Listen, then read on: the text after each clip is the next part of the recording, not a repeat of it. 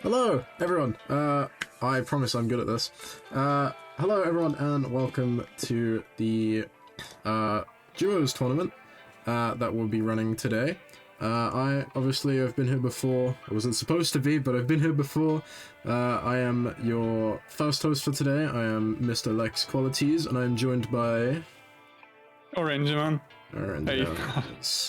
Man. So yeah, we're here today for the Duos tournament, the Invitational tournament, for the first ever Spy Scrims Duo tournament. We've never done one before, so this will be our first, so I look forward to it.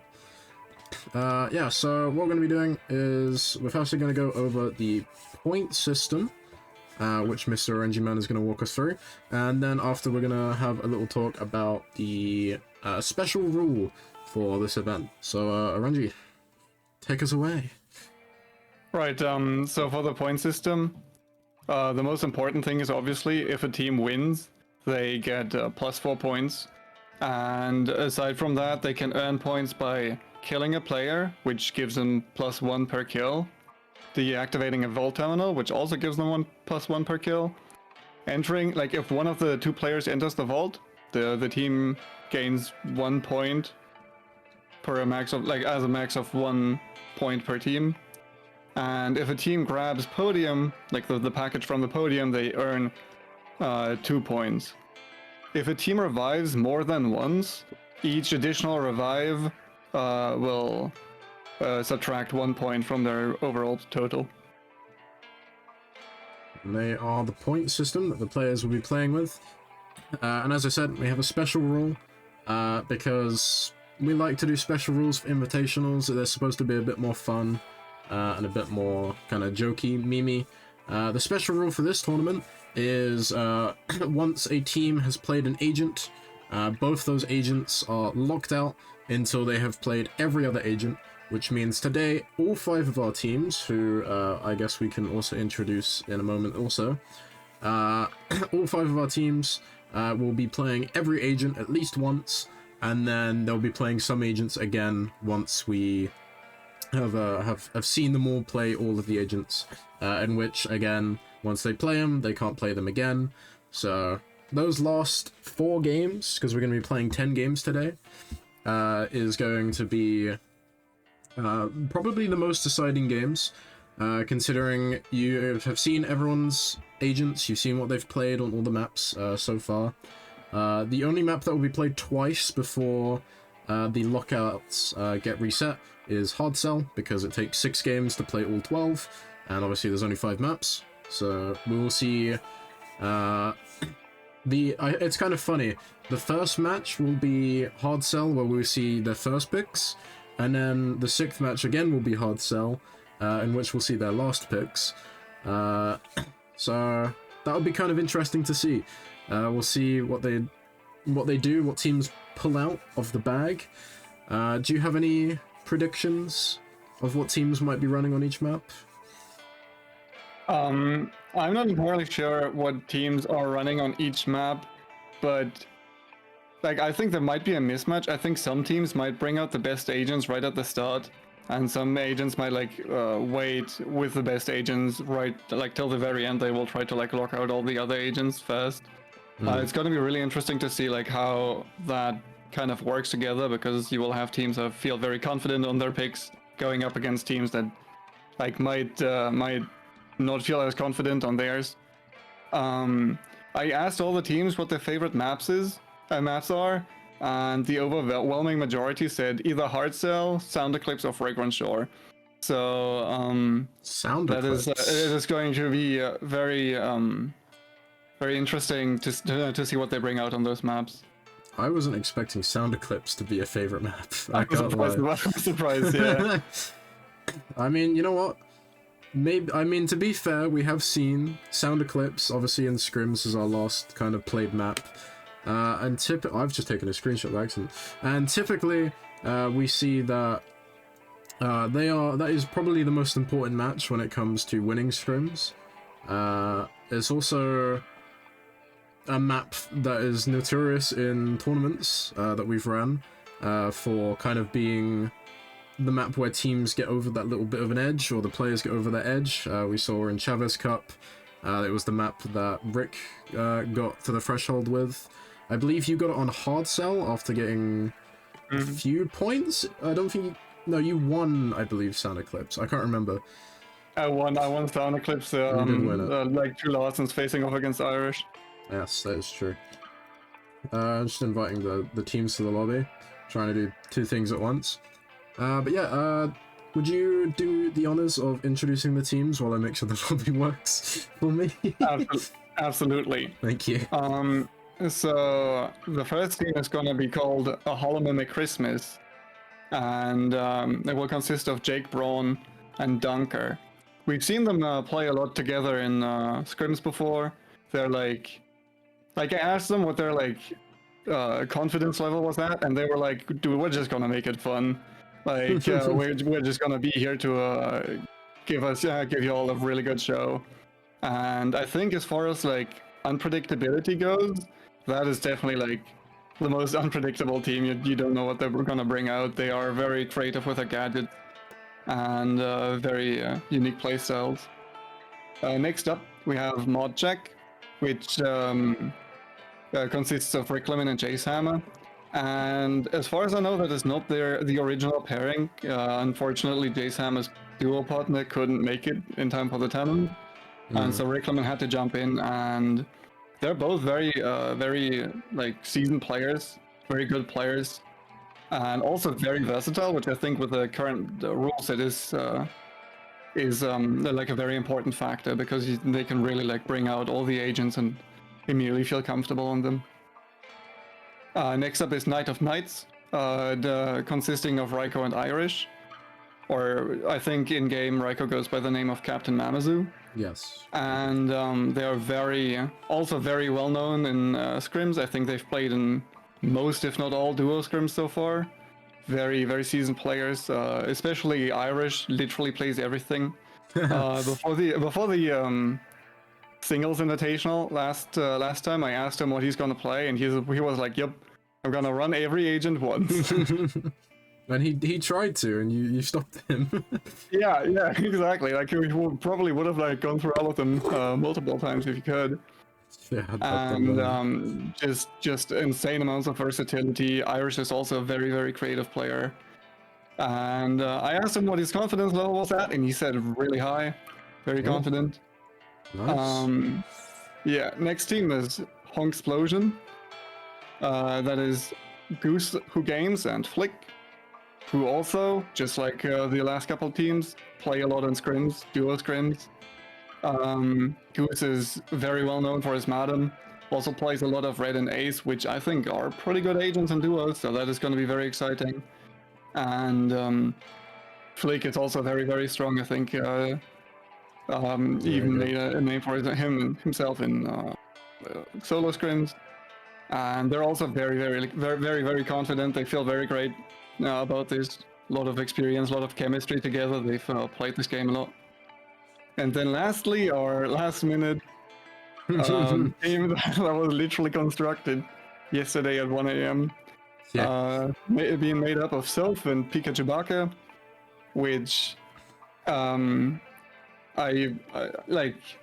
They are also pretty versatile. Like I think Pika, like many of the other players, plays pretty much everything. Soph is a bit more of a specialist, like specializing in Ace, Cav, Madam, and Red. She's very good on those agents. I'm very curious to see what happens when she like kind of gets pulled out of that comfort zone. And yeah, that's all the teams. Well, they are all the teams indeed. We're gonna start up the lobby and hope that we get Hard Sell Morning, which would be our first map. Because sometimes it decides it's not going to play the correct map.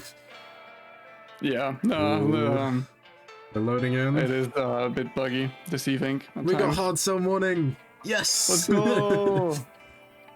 Alright, so players are going to be picking their agents. And as we said earlier, remember this is a lockout tournament, so whatever agents you see the teams running in this first match, you won't see them play those agents again until games 7 onwards, 7, 8, 9, and 10. So Do you think teams are going to run their most confident agents first, or do you think they're going to maybe hybrid it, one take their best, one take someone they're not so best at? Or do you think they're just going to say, you know what, we'll just play these two agents, get it over and done with? What do you think they're going to do here? I think both are sensible strategies. Like if it was me in the tournament, I would probably like to play something first that I'm like kind of good at, just to get like the confidence boost. I think especially in duos that is very very important, because when your mental cracks a bit, that like your team partner will like also feel that, right? And like the chemistry will suffer a bit, and I think it's important to like get the confidence high. I don't think that people are gonna bring out their absolute mains. I think that is something they will most likely keep in reserve, just for when things get dire, they have something to fall back on. Well, yeah. We can actually now have a look, as we're about to operation as a go. We can actually have a look now to see what teams are going to be playing. I'll make it so you get audio, 1 second. Where are we? DI audio. There we go, you should have audio now. So yeah, we can see all the teams. Obviously I'm the Larson in the middle, so ignore that Larson. Yeah, we're going to Hard Cell. Statistically, most people's favorite map, I would say. We're going for the morning variant as well. Yeah, we're also going to the morning variant. Sorry, I keep cutting you off. Which is the new variant towards the map. This will be the one and only time we see the morning variant, as when we go back to Hard Cell, we'll be going to the night variant. Same with Fragrant Shore. Once we get to that map, we'll play it on morning first, and then we'll play it on night the second time over. So, I have been eliminated, which means we can send the message to the players who are already moving. They haven't took the hint that they have to stand still from Soph and Pika. Some people haven't read the rules, though. But the players should be all starting to make a move now. I hope everyone loaded in. I think everyone loaded in. Just, I'm not seeing Adam. I haven't found Adam. We might have to make a restart. Yeah, we're gonna have to make a restart. Irish got kicked from the lobby. Oh no. Let me take that time actually and remind everyone of the rules.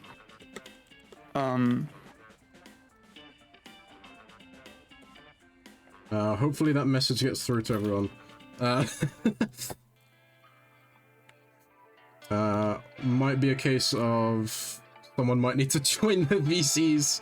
If there's any admins in that can watch the stream, you don't mind just joining some of their VCs and telling them in case they haven't noticed. I just sent them a DM. Hopefully they find, or hopefully they'll see it. Yeah, hopefully one does. Great start. Maybe we can take this little delay and like already talk about a couple of the team compositions. Because I already saw a bunch of people roll out on agents that they felt comfortable on. For example, Jace was already playing the Squire, which is definitely one of his favorite agents, if not like his best. I think it was Jake Braun who also played Hans, which is one of his best as well. And I didn't manage to catch all of them, but I think like a lot of them like stuck with Comfort Pigs right off the bat, just immediately. Which, like I said, I think that is very sensible. You want to like feel comfortable, want to like get a good start into the competition. Sorry, I'm also trying to make sure absolutely. Because of the bug, we're gonna have to do a full reset. Which, knowing DI, probably means we're also gonna have to probably gonna have to restart the whole lobby. Annoyingly. But that'll be fine. We'll fix it. This stuff happens. Adam unfortunately crashed. There's always one. I mean, that's what happens in live production. it's hopefully after a hard sell it doesn't happen again. At least usually like from my scrims experience, it was usually like the very first match. It always takes a long time to get going, and then afterwards it's smooth sailing from there. Like, I don't Usually. want to jinx it or anything, but just hope that that's how it's going to be. Alright, I'm also just going to restart the lobby. Just in case. So I'm going to start re-inviting people. Hopefully everyone gets the invite, and hopefully it works. Because it decided not to work the first time, so fingers crossed. But yeah, so we were talking about characters. You said most people are bringing out their mains, or their kind of comfort picks. So obviously, if we're seeing the comfort picks come out now, what do you think we should expect to see in Game 2, maybe? I think one thing that they could do is like they pair a comfort pick with a pick that they're not comfortable on, just so that like they always have like a character that they feel good with in any given round. So person A might have their main in the first round, and person B might have like an off character that they don't play that often in the first round, and they just like kind of keep that going throughout the matches. Maybe that is what their strategy is. Yeah, like or they just like try to build up a huge lead and then like play safely with the remaining characters. Like maybe they just play with all the characters that they're good at, try to get as many points as they can, and then like just play very slowly and control, just farm a couple of save points and like don't take many risks towards the end until they get their agent pools back. Oh, I mean, fair enough, fair enough. I have a feeling that quite a few teams, maybe not all, but quite a few of them, they've gone through and pre-selected what agents they want to play on each of the maps. That's kind of what I would do, because you know, you don't really want to go into it blind. I feel like once you have the reset, like after game 6, you can kind of work out, okay, maybe we should play these agents, we felt a bit more comfortable with them. Maybe, you know, maybe I'm completely wrong and everyone just plays their comfort picks again. And yeah, overall, I think most teams will have done that though. Will have pre-selected, kind of chosen what they want to do. Because, yeah, at the end of the day, if you go in blind, I feel like you're setting yourself up for a bit of a hard time. Absolutely, yeah. But I mean, that's just me. That's just me. I'm not a player. You're a player. You have more insight in this. I'm absolutely with you. Yeah, like, I mean, I can only speak for myself, but in the tournaments that I played in, I definitely had a plan of who to play in any given map. Like, it was more map dependent than necessarily lobby dependent, because I couldn't rely on seeing all of my opponents, because maybe they wouldn't deploy or they wouldn't like maybe they would switch last minute, and I couldn't really like counter pick in that sense. So I just like had to come up with a character for each map and like a strategy for that character. And I think doing it in that way gives you like a very like the ability to like plan out your approach very carefully and like have a good idea of what you want to do on each map. Because stuff like, for example, routing is very different across the different maps, because depending on where you take the fight, you might be able to like get to food if you have like a certain ability. For example, in Heartstell, I think there are some abilities that are really powerful because they can take you from anywhere on the map to a place where you can heal very easily. Think the banquet hall, right? If you have Madam Snap, for example, you can very easily travel there. And I think it's considerations like that that will that a lot of teams will go through, where it's like, can we make good use of the that agent's kit on that map? Like you like to bring up, for example, Sasori on Hot Cell is really, I'm sorry, not Hot Cell, on Sound Eclipse, really good, because you can deny people the food. There are like really big food banks, and if you can just poison people, they can't eat that anymore. And so they can like construct a strategy around that, maybe, where perhaps they camp the food or something like that. And that's why I personally think that like matchup dependency isn't as important as map dependency, and they will just roll out on a given map with a given character.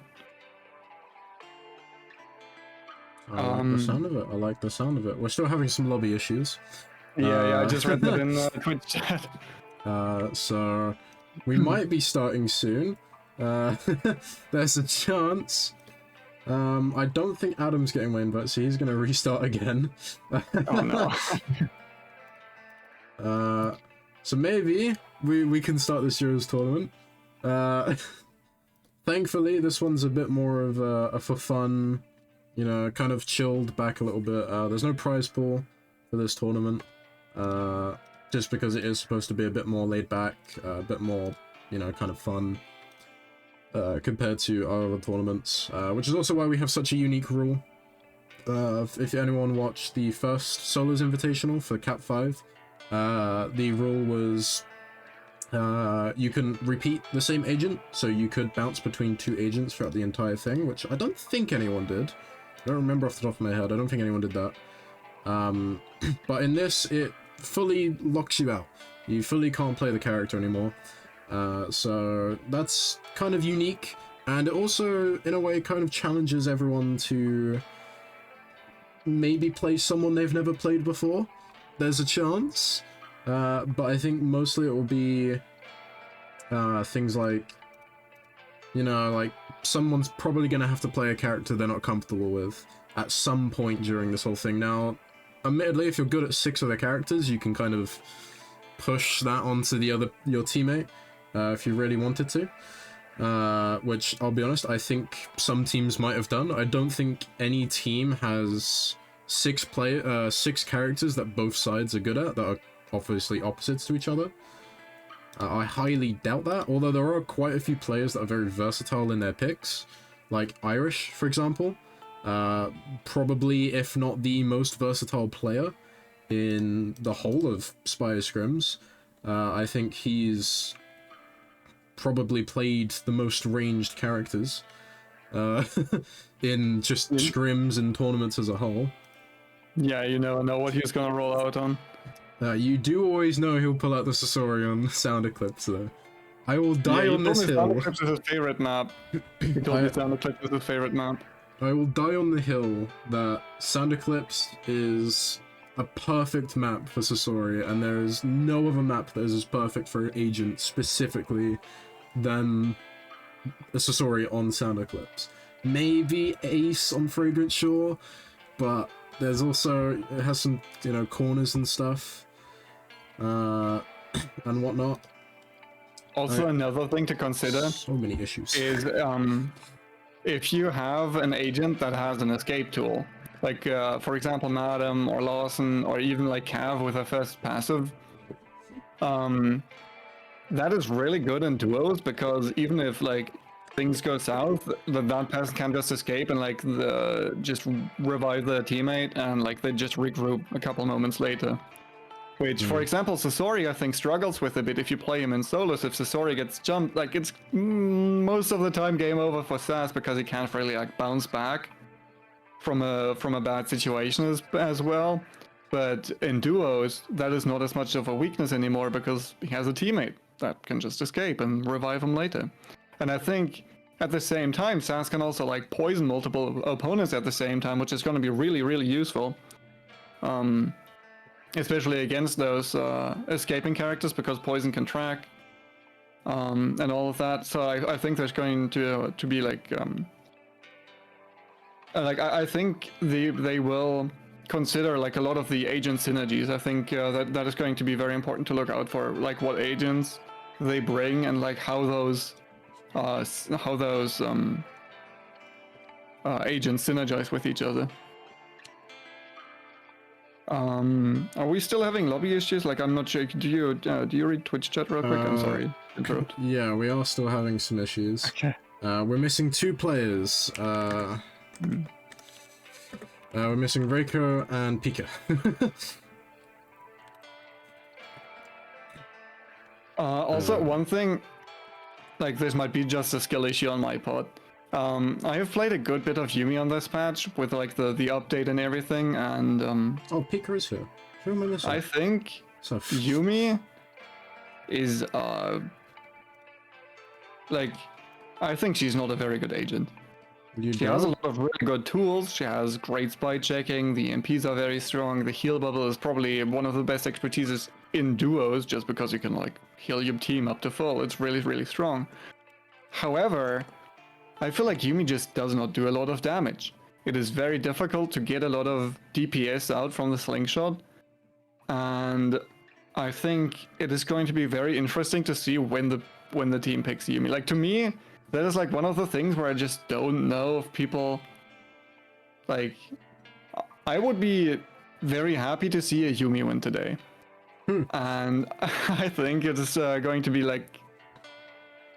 It is going to be difficult for players to like make Yumi work like, I think they cannot really gain a lot of points in Yumi rounds necessarily, because she is like the one character that you cannot rely for damage on damage for. Hmm. Yeah, anyways. There's at least 5 chances that we'll see a Yumi win today. Yeah, absolutely. Also, a couple of the people that I interviewed today actually told me that Yumi was one of their favorite picks. So maybe like I said again, maybe it is just a skill issue on my part, and I don't really know how to use her well. I'm just curious to see. Also, I don't think I've played her in duos that much. Most of my experience comes from solos, so it might also just play differently. If you play Yumi with another character that can make up for that lack in damage, I could definitely see that working for sure. Specifically, I think she has like the utility from Yumi is like especially useful when you consider that she can just break agents' covers really easily, especially multiple people at the same time, because those bubbles, those EMP bubbles, really are so big. They can cover entire like doorways or entrances to certain areas in the map. And I think that can first of all really slow people down and also make ambushes really, really easy. Oh, I have some good news. The lobby's back up. I think everyone's in. Very good. I believe everyone is now in. I hope so. We might as well switch over. We'll see if we can see anyone. Everyone hopefully is playing the same agents as what they played. I hope so at least. But yeah. First match this time. Hopefully it works, and then we don't have to restart again. Because you know, that took a long time. I do see a lot of the same agents right here though.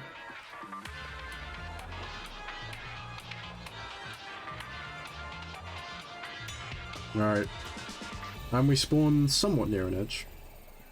Means we'll be able to jump off a bit quicker. For those who don't know how this works, at the start of the game, the observer, which is me, has to jump off the map, and then we let the players know that they can start playing. Because unfortunately there's no spectate menu in the CVIC. So we go. Oh my god.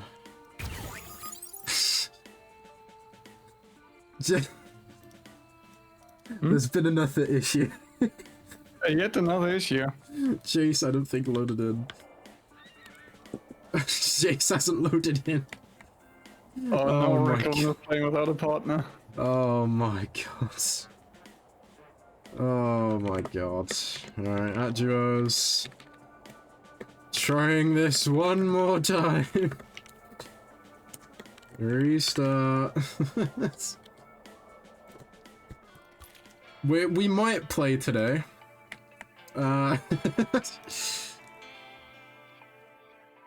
Deceiving is such a beautiful game, and I think competitively it has a lot to offer, but those lobby bugs make it a bit difficult to enjoy it sometimes.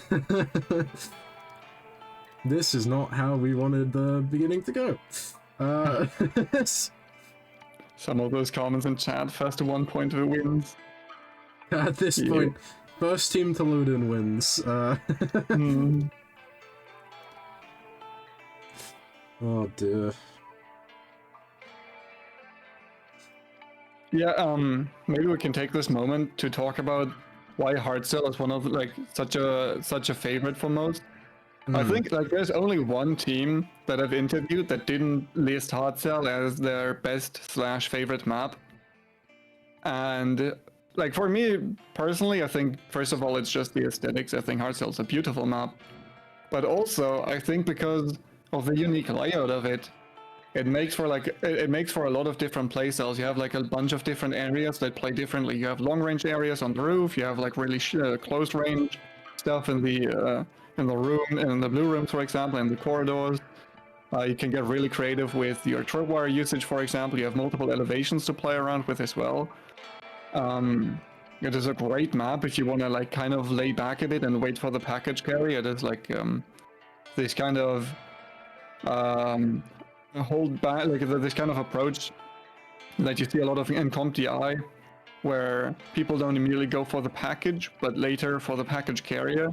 That is, I think, really strong on Hardcell because so many corners on the map make it really easy to approach a person. Also, I think it's like one of those maps where collisions don't happen very often, like before the vault opens. Like there are some maps where you will have a lot of collisions.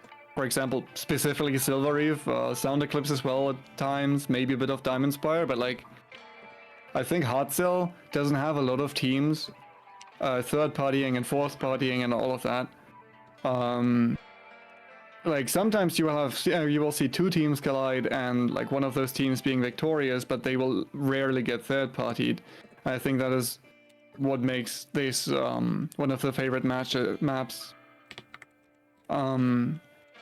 for a lot of people. There's like few third parties, and I think a lot of people will just naturally make it into the vault phase. Well, we're trying again. Hopefully everyone will load in this time. So, if this is the wrong map now... Okay, it's the right map. I was going to say, if this is the wrong map now, I'm just going to play it if everyone loaded in. Because at this point, I just need to be able to play the game. Okay, right. I see people loading in. Fingers crossed. Third time's the charm. I'm hoping everyone's loaded in. I'm hoping we're in. Also, just quickly, Goose, thank you for donating £10 to charity, to Mind. Much appreciated that. Thank you. Love you. If anyone else wants to donate, you can do !donate, which will show you the link, or there's a pinned message in Twitch chat in which you can also find it there and click that. This whole week, for those who don't know or may be unaware, this whole week is to raise money for charity for Mind. So even if you can't donate, just by watching the streams or telling people about it goes a massive way. And overall, this should be a fun week. We have some incentives as well, ranging from first glitch, having to play DI on controller for many hours, all the way up to me dyeing my hair, for those who maybe want to dye my hair a color. Twitch chat gets to pick when we reach that goal, so if you want to see... What is your least favorite color? My least... There's some exceptions of colors. Alright. Hopefully this time we can load in. I'm actually going to count how many people we have. 1, 2, 3, 4, 5, 6, 7, 8, 9, 10. All 10 are there. So if someone doesn't load in now... Fingers crossed.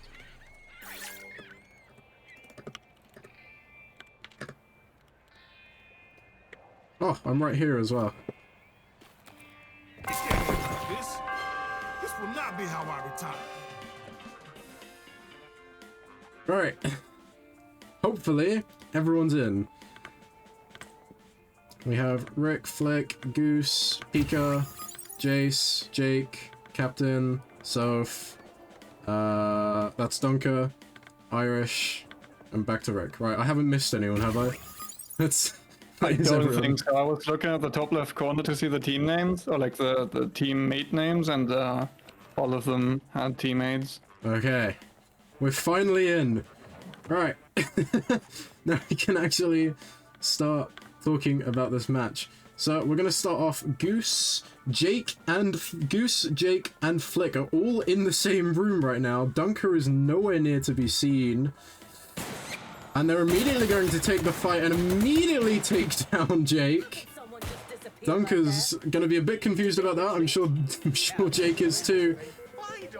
Pika and Soph have heard the fight. They're going to start making their way up towards the C terminal now. This is not typically what we see in scrims. And there we go. Another fight has broken out between Flick, Pika, Goose, and Soph. It seems like Flick's managed to take down Soph, is now also taking down Pika, which means in the first 10 seconds of this match, we've already lost 3 players and a whole team, going down to the duo of Flick and Goose. So when I was talking about the no third-party rule, that specifically did exclude the C point on this map because a lot of people spawn around that. Now there's going to be a collision between Captain, Irish, and Jace, just immediately taking out Jace right here. Rick Lemon is right above them, probably about to go through the secret exit. He will have heard that. And Irish is now going to check upstairs, probably. I mean, Rick would have heard it from Chase's screams as well, maybe. He's gonna have to back out now. This is not anything like we'd expect to see on this map. Nothing we've seen in scrims, really, if I'm honest. Nothing that we'd ever expect to see just in a general pubs match, if I'm honest. Yeah, it feels very, very aggressive. Also, I'm very interested, very curious to see that Captain is actually running the first expertise on Squire. I don't think that's ever been done before in a competitive to C-Link match. Because No. I don't know what the strategy here is. I don't think that the expertise, like, that gives you a lot of value. I'm definitely very surprised by that. Now, the question is how Irish and Captain will proceed after this. They might go to the extraction terminals to just check if Rick Lemon is getting up their teammate. Which I don't think, I think that's Rick's plan, but I think he's playing it really, really slowly right here. Well, speaking of, Jake has been respawned by Dunker now, which means their team is going to be back in the match. I'm going to be back up, able to play. And Rick has also got the revive, so all of our teams that are remaining in this match are back to full squads, which is very good. And they get 1 free revive each, which means not much. It just means the other teams that had killed them had got an extra point on the board. But now, if they choose to revive either Jace or Rick, or Dunker or Jake, if any of those 4 players choose to revive their teammate from now on, they will actually lose a point. And they have found my body and have carded me. That is quite disrespectful. But I'll take it. Yeah, we're going back now to what I would consider default. In most cases, all the teams are kind of separate parts of the map, all trying to work and get those objectives done, trying to move on to Phase 2, because Phase 2 technically is where you can build up a lot of points in the way our point system works. Typically, Phase 1 you only get points for your kills and for doing vault terms. Phase 2 you can get points for entering the vault and taking the podium.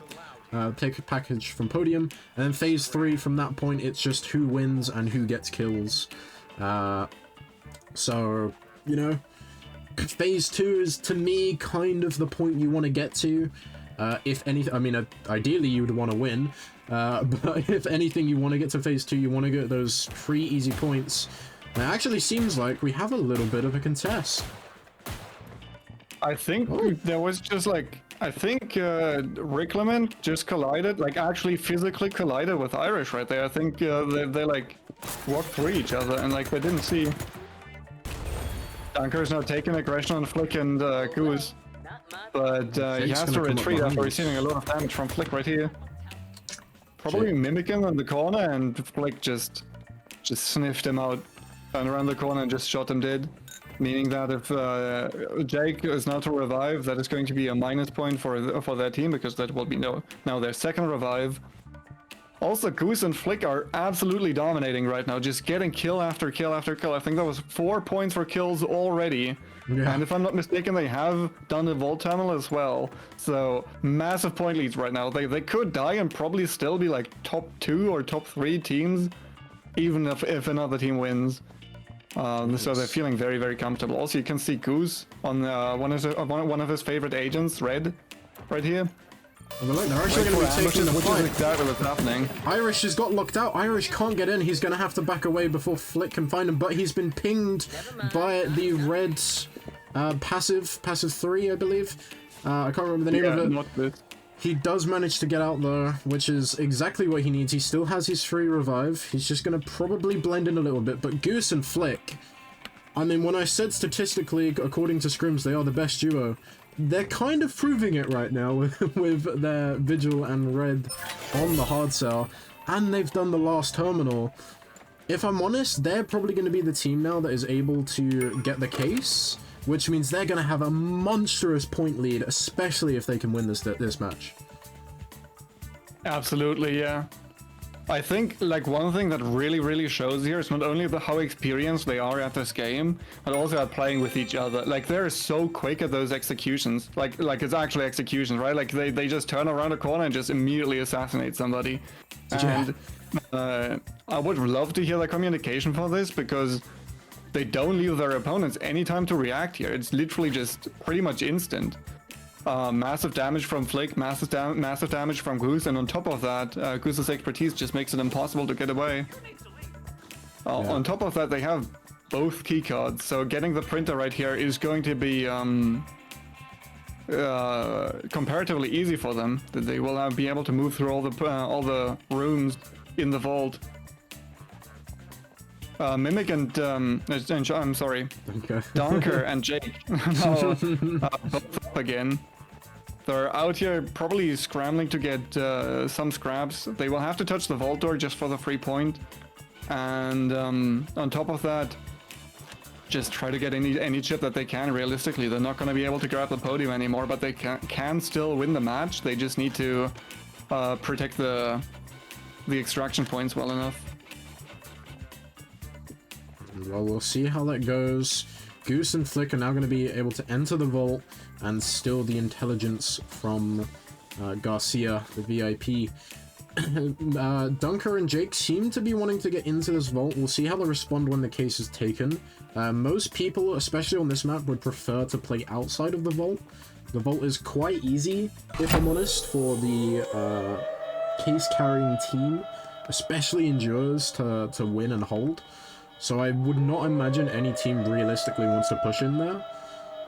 Or at least that's what I see in scrims. Apparently everything we've seen in scrims and in even pubs doesn't matter. Every team has decided to play a match of Team Deathmatch today so far. But it'll be interesting to see. I think it's notable that none of these teams are really ranged. So like I think this vault specifically, if you have packages really favors long range characters, because you can just like shoot down from up top right next to the podium room, and none of them can do that. But still nobody pushed in, so that wouldn't have been a thing anyways. Rickleman and Jace must have been eliminated off screen as well. I only see 3 teams, but I didn't see the death. They were eliminated around here when we saw Irish get taken out of cover. A little bit ago right now. Either way, Goose and Flick are doing what they do best. They do this a lot in scrims. They split up when they have the case, and they try and look for a really nice, easy ambush onto a team from the front and the back, using the case kind of as a bait. Because realistically, when you play in duos, obviously only one person can carry that case. And with that, it means your teammate is probably, if they can know how to blend in, is probably the stealthiest player in the entire lobby from that point on. And not many teams will expect the case carrier and their teammate to separate like we have here. I mean, admittedly, Flick can just kind of jump down into Goose, but, you know, there's quite a distance behind them. If Goose got caught off guard, then Flick would be completely on his own with the case, which is a massive disadvantage, especially in duos if you don't have a teammate.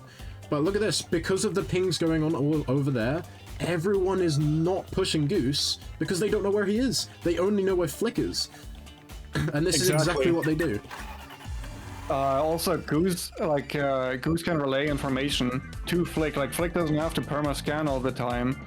If Goose knows that he's looking at players, he can just relay that information. Like, they don't need to scan anymore because they will always have an eye on them. It seems like they are waiting for the first ambush as well. Then Yeah, Flick's exactly. This is such a good setup from them. They must have practiced that before. This is like really, really good. If that team goes through that door, Goose is just gonna land on their head with his expertise out and just immediately start shooting people realistically. That's gonna take anybody by surprise. And that's exactly what they're doing. Captain is so far away. Goose is right above Irish. They must know it's him. He is actually going to take a step back from after being scanned, regroup with Captain. I think every team is just waiting for Flick to get back on that exfiltration, to get back on the exfil. So then they have a nice easy fight, but they won't know about Goose. So Goose is probably, if Flick dies on the objective, which at this point I'm assuming he's going to, because no matter what, any fight they take, both teams being on either side is not going to look good for them, and they're actually going to start the engage. Goose jumps down, never mind, Flick is being dived by the Huns by Irish. He goes down to 50 HP, but Goose is here to assist. Captain is nowhere near to be seen, and Irish goes down. Flick on 15 HP, Captain coming back in to try and win the fight. Can't find the shots when it matters most and goes down. It's now just up to Jake and Dunker. They are going to see them running away. Jake is nowhere to be seen though. He's trying to cut them off. Dunker is coming up behind. If they can find Flick, he's not on much HP, but some nice shots come out from Jake. 30 HP onto Goose. Flick is still trying to run away right now, and Goose goes down. It's just up to Flick, who's on 28 HP. No social barrier either, is only going to have his syringes to use. He's at a 1v2, and Goose is not in a good position to be rezzed. Oh my god, what did we just see? The fight didn't even happen on the car. We thought it was gonna happen on the car, if like Flick were to bait the extraction, but no. That's just insane patience coming out from Jake Braun and Dunker right here. Super patient, just trying to wait for the other teams to push. They were very aware that there were still other teams alive, other than the package carrier and themselves, obviously. I know they've pushed Flick into a corner. There's going to be food around here, though, so Flick will be able to heal up or use a heal station as well.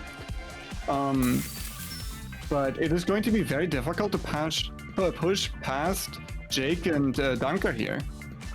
Actually, it's just going to recall the car to the new extraction point. What that will do is just tell them where he is right now and like what his plans are. Like they know now that he's gonna stay close to that car right here. He's not gonna move away very much, because like personally, I would be surprised if he tried to the central extraction, because I personally think it's not a very strong point to hold necessarily for the package carrier.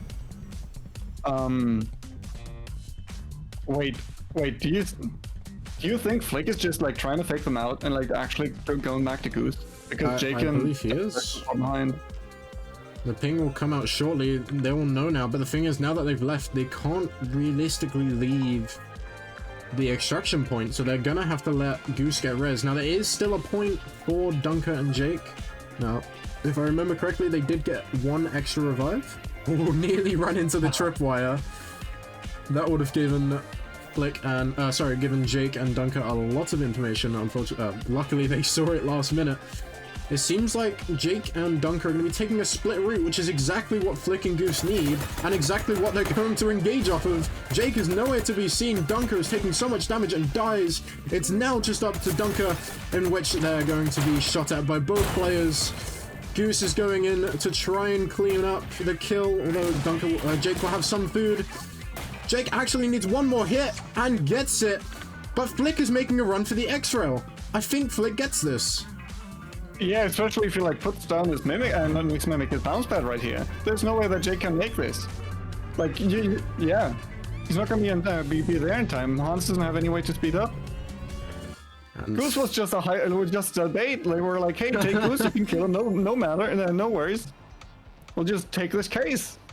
Hope this was a good learning experience. Flick and Goose. That was insane. Really heads-up play by Flick and Goose. Well done. Very well done to our two players, our top team in scrims, proving themselves to be the top team in that first match. Rather interesting to see how everyone played out. If I'm completely honest, we started it was kind of like a roller coaster, right? We started off, you know, we went up with the loading in 3 times. We kept going up and up and up. And then everyone had some built-in anger, maybe some frustration that they needed to get out, and just all decided to fight at C at the very beginning of the game. And then we went down, and then we went for a little loop at the very beginning, and then it kind of leveled out for a little bit. There was a mini fight, you know, maybe a little twirl in the middle. You know, it leveled out a little bit for the rest of the ride, and then that final match, it was just a very bumpy up and down ride, quite a lot of spins, quite a lot of random stuff that none of us really thought would happen, based off of watching and for yourself playing in scrims. That's typically not what we see, which is why we didn't predict any of that match, if I'm honest, which was quite interesting to see. I quite enjoyed that. Oh, absolutely. Yeah, that was great to watch. They were so patient with it. They had such a good understanding of like the game sense was really, really good, right? That this is why, like, I think this is what playing in Scrim so often does to you. They were so patient. They came up with good strategies on the spot, like baiting the people to the extraction point and then resurrecting on the other side of the map. And like Goose and Flick actually managed to bounce back from a massive I lost my train of thought there. They managed to bounce back from a massive disadvantage. They played this really well, but also I think the game could have been swung the other way around if, for example, Captain just got the couple shots in that he needed to kill Flick right there. Like, the game could have ended much, much differently if Captain picked up the case right there. And I think it was really, really interesting to see, like, before the second to last fight pretty much broke out, there was, like, just this tension building up. Everyone was, like, going into position, just, like, rotating to the perfect moment where they were, like, just about to initiate the fight. That was really interesting to see how they were gonna approach that. Great plays by them. It was very good, and a very good performance from all the teams. Unfortunately, we did lose one of our teams very early on. We lost Pika and Soph. Now, admittedly, if there's ever a team that's going to have less time to practice for an event, it would be those two, as they quite literally only had, what, how many hours? 15 hours? 14 hours? I've noticed of them coming in today, so I'm really glad. Oh, well, I'm really unfortunate. Sorry, not glad. Really unfortunate to see that happen to them. But there's still 9 more games to go. 9 more games of hoping everyone loads into the lobby, but also 9 more games of mayhem like we just saw. And I'm really hoping we do see more of it.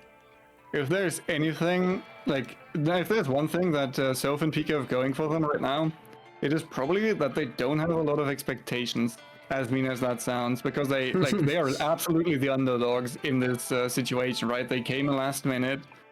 Like they played a bit here and there together in public matches, but I know they have never scrimmed together, for example, and they will have to like figure out a lot of that on the fly. And I think that takes off a lot of the pressure from you, because there's no like you don't, like, they don't feel like they can do much wrong realistically, right? Like if they get any point, that's really good. Also, another advantage for them is nobody knows what they're gonna run. Nobody knows what they're gonna do. I know that both Pika and Soph are good players, like especially in duos, they know what to do. They have the experience in the game, absolutely. So they will just have to like figure out a way to make that work. Yeah, I mean, also aside from that, just I think that like we saw very methodical approaches for the most part. Like all of the fights that we saw were very like I felt like they weren't very scrappy. For the most part, it was like one team taking a planned engagement against another team and like just taking out the main threat or taking out the entire team immediately. And I think that was very, very cool to see. It was great synergy between the players. Very good synergy indeed. I believe the scores are in, which means we can take a look as we hopefully load into the next match. It is Silver Reef, I believe. I didn't actually check. But yeah, let's have a look at the points from that match. Now, this is going to be the total scores.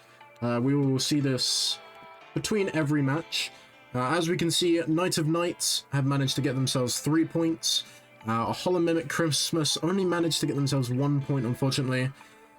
Goose and Flick, the team who won 14 points in one match. An incredible amount of points there. Modcheck, unfortunately, only not being able to get any points. Same with Double Trouble. So, I mean, that is a massive 11-point lead in the first match. And that was hard sell. That's the match where usually it goes quite well for most teams, quite an even spread. We're now going to Silver Reef, which, correct me if I'm wrong, everyone calls the Team Deathmatch map, simply because it's a Team Deathmatch. It is very difficult to predict an outcome for that match, because even any team realistically could make one mistake and get punished by death, pretty much. Like, so often do we see people enter, for example, a blue room, another team follows, and there's just mayhem breaking out, and at the end of that, like, there are 2 people alive. It is gonna be, like, I think, either it is going to be very chaotic, or it is going to be very, very, very slow. I wouldn't be surprised if Goose and Flick would just take their points right now and just, like, kind of played it slow and cool. They could just wait for everybody else to kill each other, and then just like swoop in and try to get the package at the very end. Alright, well, we are in. I'm just fixing issues. So there was actually an issue. One team, Goose and Flick. Oh my god. I'm now pressing all the buttons. They actually got 9 kills, which means they got even more points. They have 15 points instead of the what we saw before. 14, yeah. So yeah, they actually got more points than we saw. Unfortunately, they got so many kills that our score system didn't have the stuff for it. Didn't have enough points. Also, if you want to see, I am trying to find guards. I cannot find any of them. Where is a guard? The beauty of Silver Reef and not having a spectator There menu. we go. Right. For those who aren't aware, we have to jump off at the start of the match. This map we can't jump off, so instead we have to let the gods shoot us. And we can see just how good they are at aiming when you stand still compared to when you move and are trying to take a fight. Yeah, that would make perfect stormtroopers. They would. Alright, teams have started to move now, which means we will start to see how everyone plays match 2.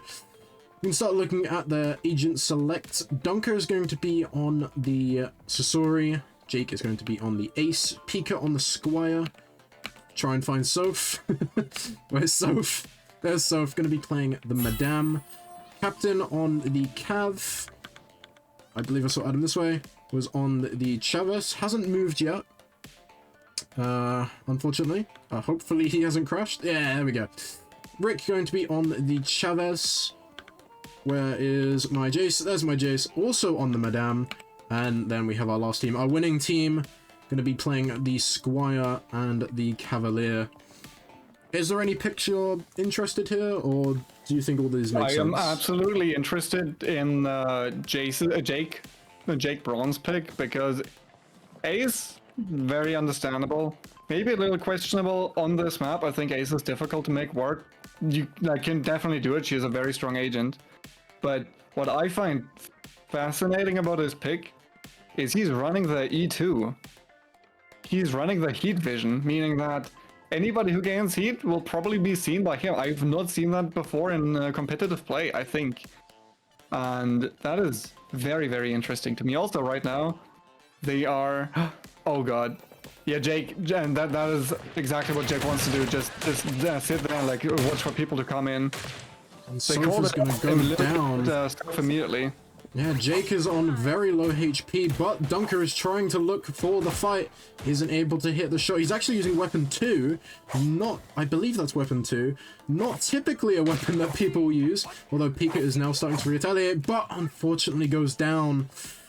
Our Mimic team have taken out Soph and Pika once again. Not looking too good for them in the first 2 matches, but as we said, are kind of the underdogs in this tournament. As we said, last minute team to have joined. I appreciate them joining and looking to play. Goose and Flick managing to get the first terminal down as well. Didn't pick up the gold. I believe they're going to give it to Flick, who has a gold health HP chip. I would have expected with Danger Sense to have seen expertise maybe a bit higher than Grey. That's a bit confusing to me. Preferably, I would say you'd want to have Danger Sense up as much as possible. The best way of doing that is going to be using gold expertise. But Rick and Jace just 2 moments too late to finding this other team. But Irish has definitely seen that. Has also seen Flick. There's 3 just individuals all next to each other, not with their teammates right now. Irish is sandwiched between 2 teams right here. This is going to be very... Oh no, I'm sorry. I thought Flick and Goose were there still, but they're not there by the aquarium. Flick and Goose have gone back down, and everyone else has come back up. I have no idea what's happening right now. This to me looks like the calm before the storm. I think there's going to be a fight coming down right here, like in just a couple of moments. That being said, though, they can't, like, the beauty about Danger Sense on Squire is you will always know if there's somebody around, and you can just kind of, like, stay low-key while you don't have the circle up. So, like, you don't have to take any risks when you're unsure if there are people around. So maybe that's why they don't want to have the expertise, because they're just gonna stand still while the expertise is off cooldown. Also, I stand corrected. Nobody started shooting. There were like a three-way collision. Nobody started shooting. Dunker's gonna go down quite early, and Irish and Captain have just, let's be honest, have done what they did to Soph and Pika. They have just destroyed their HP and taking them down so quickly in that fight. We're going to lose 2 teams going into the first 2 terminals being taken. I think quite interesting. I think I think Irish is really good at like mixing up his playstyles. Right now, I think their intention is just to camp and just get a couple of easy points, especially if they manage to camp Goose and Flick and just take them out. That would be really beneficial, not only for them, but for the entire, like, for all the teams. And Goose and Flick, surely they know this. Surely they're going to take the fight. They're going to tail it. They're going to wait for a better position, maybe. Or just maybe leave them for a later point in the match. They are going to keep trailing. Maybe they're wanting to use the Cav expertise to try and maybe single out one target and work together that way. No, they didn't want to take the fight in front of the blue room, perhaps, because that would attract more people. Like, maybe because like other people would also go to blue room, so maybe they just wait until Irish and Captain are somewhere else. They're looking for the hack. Sorry, they're looking for the Cav expertise. They might not have an entire suspicion that it is them, but they do 100% know that they should be players. Like, anyone would look at those 2 run out of that room and think, yes, we need to fight them, but they're choosing not to fight right now. They are trying to trail them, but now they've lost them. There's no way that they're going to know where they are now unless they manage to get the Cav trace, which they should be able to get something. They should be able to see on this door where they've gone, if they choose to use it. They haven't chosen to use it, and they've only taken the key card, which means they can't be traced by the Cav. I don't think that's true, actually. I think you can trace the little like belt attachment thingy from the keycard, actually. Oh, you can? I mean, they've used it, so they have found them. So they've hacked something. I didn't know that. This is how little I play Cav. But look at this.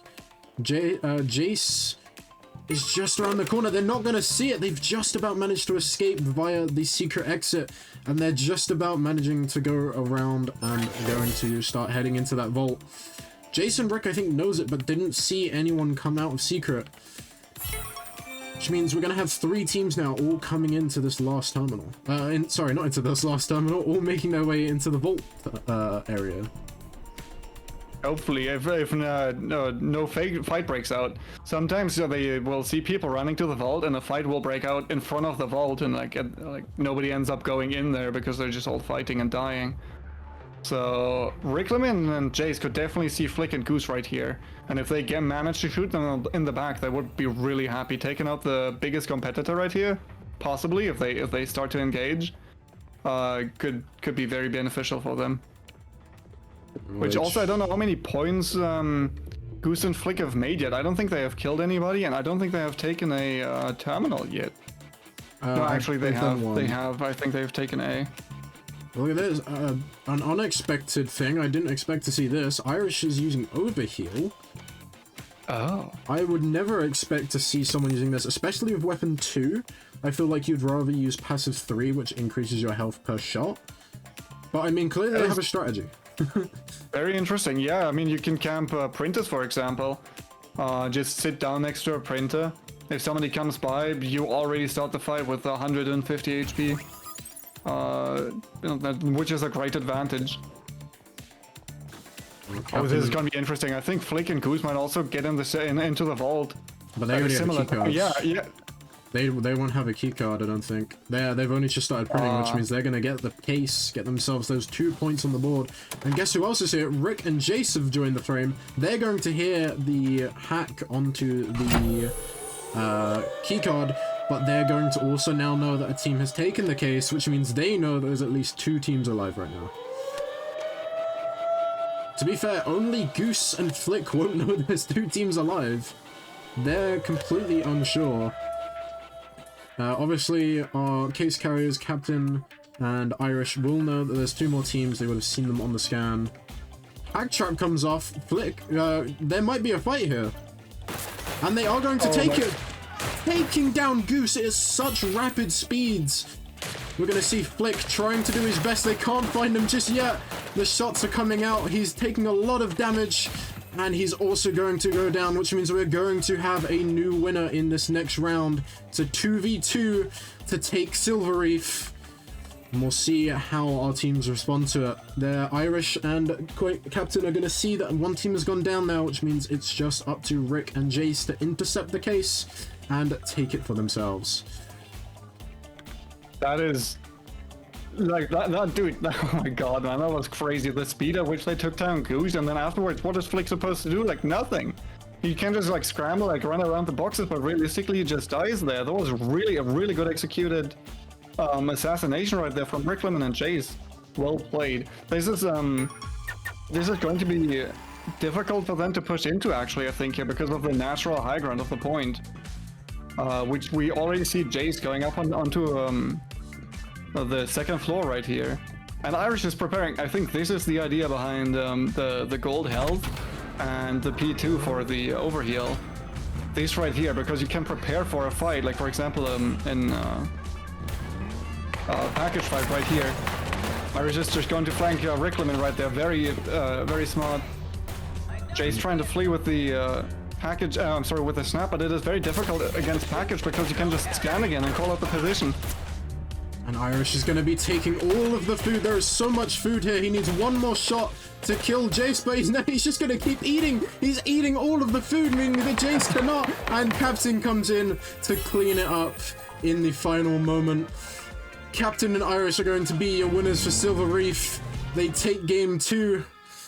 And they take some more points on the board. That is not what I expected to see. No. I know we say this all the time, but again, was not expecting to see any of this really. I expected more of a team deathmatch like we saw in Hard Cell. This was so smart. This was like so smart for Chavez. Exactly. Like, we see that. I see that in chat as well. The overheal Chavez. First of all, you have social battery to just heal on the bench, and then afterward, the extraction point was right next to a huge bank of food. There was so much food for Irish to eat there. And he just went up to it and just spam ate all of it. Like, he just didn't care. It was like he healed up to over 100 HP again while getting shot at. And from that point onward, like, almost putting Jason in an unwinnable situation. That was really well played. Great idea to go to that position right there. I'm very curious to see what the points say now, because I would not be surprised if Irish and Captain Mamazu were now tied with Goose and Flick, because Goose and Flick I don't think made too many points this round. I think they made one for entering the vault and one for deactivating a terminal. But then Irish and Captain picked up the case. They won with the case, and they already also killed 2 other teams, if I'm not mistaken. Sorry, I blanked out. What did you say? I was trying to do something else. I think actually Irish and Captain killed 3 teams. They killed Soph and Pika, if I'm not mistaken. They killed Dunker and Jake, if I'm not mistaken. They killed Rickleman and Jace at the very end. So that is 6 points for them, plus entering the vault, plus grabbing, plus winning. That is so many. I think that they might have, I don't know if they tied Goose and Flick now. I think they actually might have overtaken Goose and Flick right here. And we'll find out momentarily when the scores come in. Our lovely Megan is behind the scenes doing the scoring today. So thank you, Megan. I'll give you a mini round of applause for scoring these matches today, and also dealing with all of the stuff that we have to deal with, that is custom games. Also, I believe I've seen another donation come through, so let me refresh my page, and we'll say thank you to who this is. Pineapple has donated £25. Thank you so much, Pineapple, for donating. I appreciate that massively. Thank you. And if anyone else would like to donate, you can find it in the pinned message or by typing !donate. All proceeds are going to Mind, which is what this whole event today is about, and all the events coming up throughout the week is about. So even if you can't, though, just promoting the stream, promoting the event, and all that great stuff goes a massive way to help promoting and doing all this stuff for charity. So many thank you again, Pineapple. It means a lot. Mwah. And also Goose. Mwah. Do you want to give kisses, Aaron? Mwah, to all of you. There you go. Alright, well, I believe scores may be in. I'll wait for, I believe Megan is listening along on broadcast. Megan, if you give me some indication whenever you're done with scoring, then we can have a look, because I did it too early last time. Because, you know, I'm great. It is ready. Right, perfect. We can have a look at the scores. So this is the total scores. Oren, I believe you have the scoreboard up, so if you want to talk about individual points, you can. But let's take a quick gander at what that match has done to the scores. We see Knight of Knights have now stormed up in points, up to 17 points. Only 3 behind Hoxplosion, who are still in first with 20 points. Followed by Hollow Mimic Christmas with 4 points, and then by Modcheck with 3, and unfortunately our Double Tubble team not causing too much trouble other than to themselves, still after 2 matches unfortunately with 0 points. Maybe they need to play a bit more safer, maybe they need to start ramping it up. I'm sure you might have a reason to why. I'm gonna try and make sure the lobby works, so I'll let you talk about whatever you want. Yeah, I want to take a moment to just like talk about the flexibility of Irish right here, right? They like coming up with Overheal Chavez and making perfect use of it. I think that was like actually the perfect use of Overheal Chavez, just camping at the exactly right moments. Great game sense from them. They just like sped through the vault right there, just getting to the package as quickly as possible, because getting the package realistically was their win condition. They played this really, really well. Massive respects for that. Like, just coming up with a strategy on the spot, really. Also, hey, Sorry, yeah, I'm curious to see what will happen now on Diamond Spire. I think Diamond Spire sometimes has this quote-unquote issue where like a lot of people collide with each other, which I suspected would happen on Silver Reef, but then it didn't really happen. Everybody just knew it was Silver Reef and played like carefully. So 3 people made it into hold phase, which yeah, That's I quite mean that is interesting. I think on Diamond Spire sometimes, not all of the time, but sometimes it kind of goes the way that we suspect to go it on Silver Reef. I just suspected to go on Silver Reef. Sometimes I also just like play really carefully. It's also a great map for camping, because those rooms are really small and kind of difficult to get away from. Because it's like, if you go out of the room, it's just a straight hallway. Like, there's no cover there. You can't run around the corner realistically, right? So we might see more of that strategy right here. Either that, or we see the first long-range agents like Ace and Yumi being played, because if you do make it to package phase, the vault has really long sightlines in the lobby area with the big stairs, and outside of the vault, because it's like the way that Silver Reef is set up, you can just like look across the entire map pretty much. You can look from one floor, like from the top floor in one corner to the bottom floor in the other corner, and just like see pretty much like a lot of movement and shoot. If like any character that doesn't have fall off damage, like Octo, Ace, Yumi maybe, is going to be very beneficial here. I wouldn't be surprised to see Sasori either, for the same reason, and for Sasori's great ambush potential. So I think that is definitely something that the teams will consider here. Well, we can start to see their considerations as we've loaded in. We might as well. That is the wrong transition. Hold on a minute. Let me get the right one prepared. There we go. So we've loaded into the match now. Hopefully everyone's loaded in. Can have a nice look around and see kind of what everyone's picking at. Have a little nosy. Is that the Rick playing his true form? Oh my god, it is! I believe it is! It is him. And we're gonna see everyone else playing their agents also. We're gonna see Goose on Ace as well. It's an interesting pick. Goose actually told me that Ace was one of his more confident picks. He was looking forward to playing her. And I think if you're gonna, like, I think a lot of people would consider Fragrance Shore as the Ace map, and I think a lot of people are gonna play Ace on that map. But the problem with that is you're going to be going up against other Aces as well, and the Ace v Ace matchup might be one of the most difficult ones, just because of the way that it works, right? Realistically, the first person to land a headshot just wins, and so he might be. Well, maybe he wants to play it here so that he can avoid that situation of going up against another Ace. Well, we will see what happens in this map, as Heartless pointed out in chat. Also, hi chat. This is a bit more relaxed, so we might say hi to you sometimes.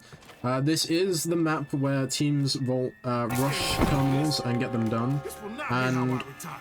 I know we keep talking about statistics, but whenever we see this map in scrims, even in solos, I mean, maybe in solos we've seen 1 or 2 people die at most, but typically all the terminals get done very fast, and this is the same with duos. All the terminals get done very fast, and maybe on average 1 team dies, if at all. Usually every team will spawn on a different floor, and will then go to wherever they think is best. Well, will go towards their terminals that they spawn on their floor. But in tournaments, this is completely different.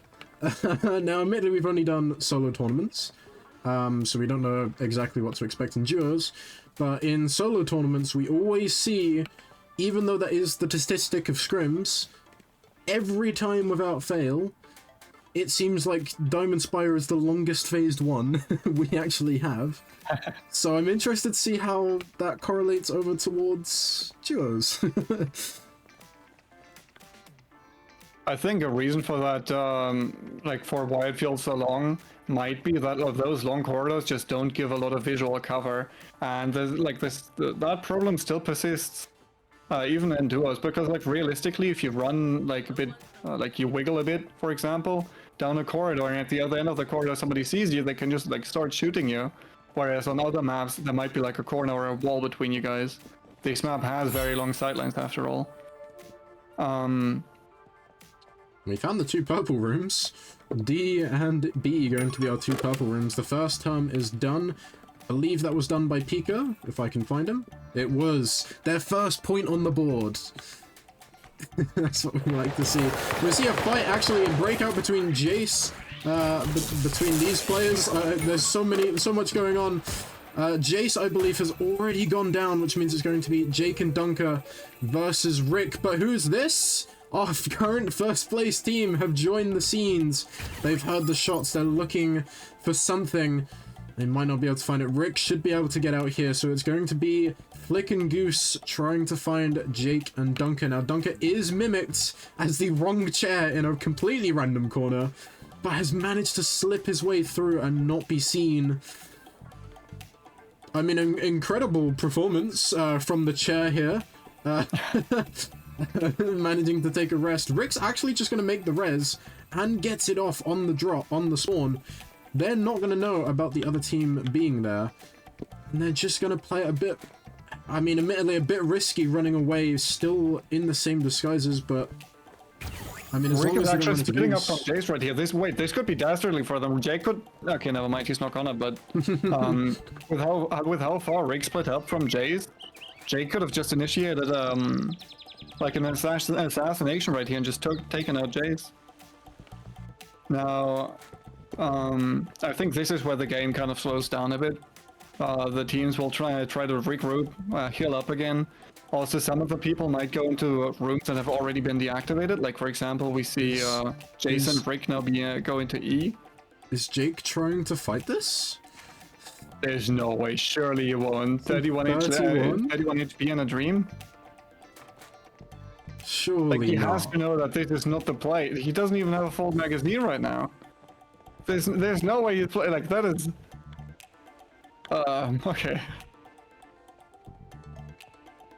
It seems like they're not going to take the fight. They do know about it, Yeah, but they're not going to take it. That's what that's what I Thank thought. goodness.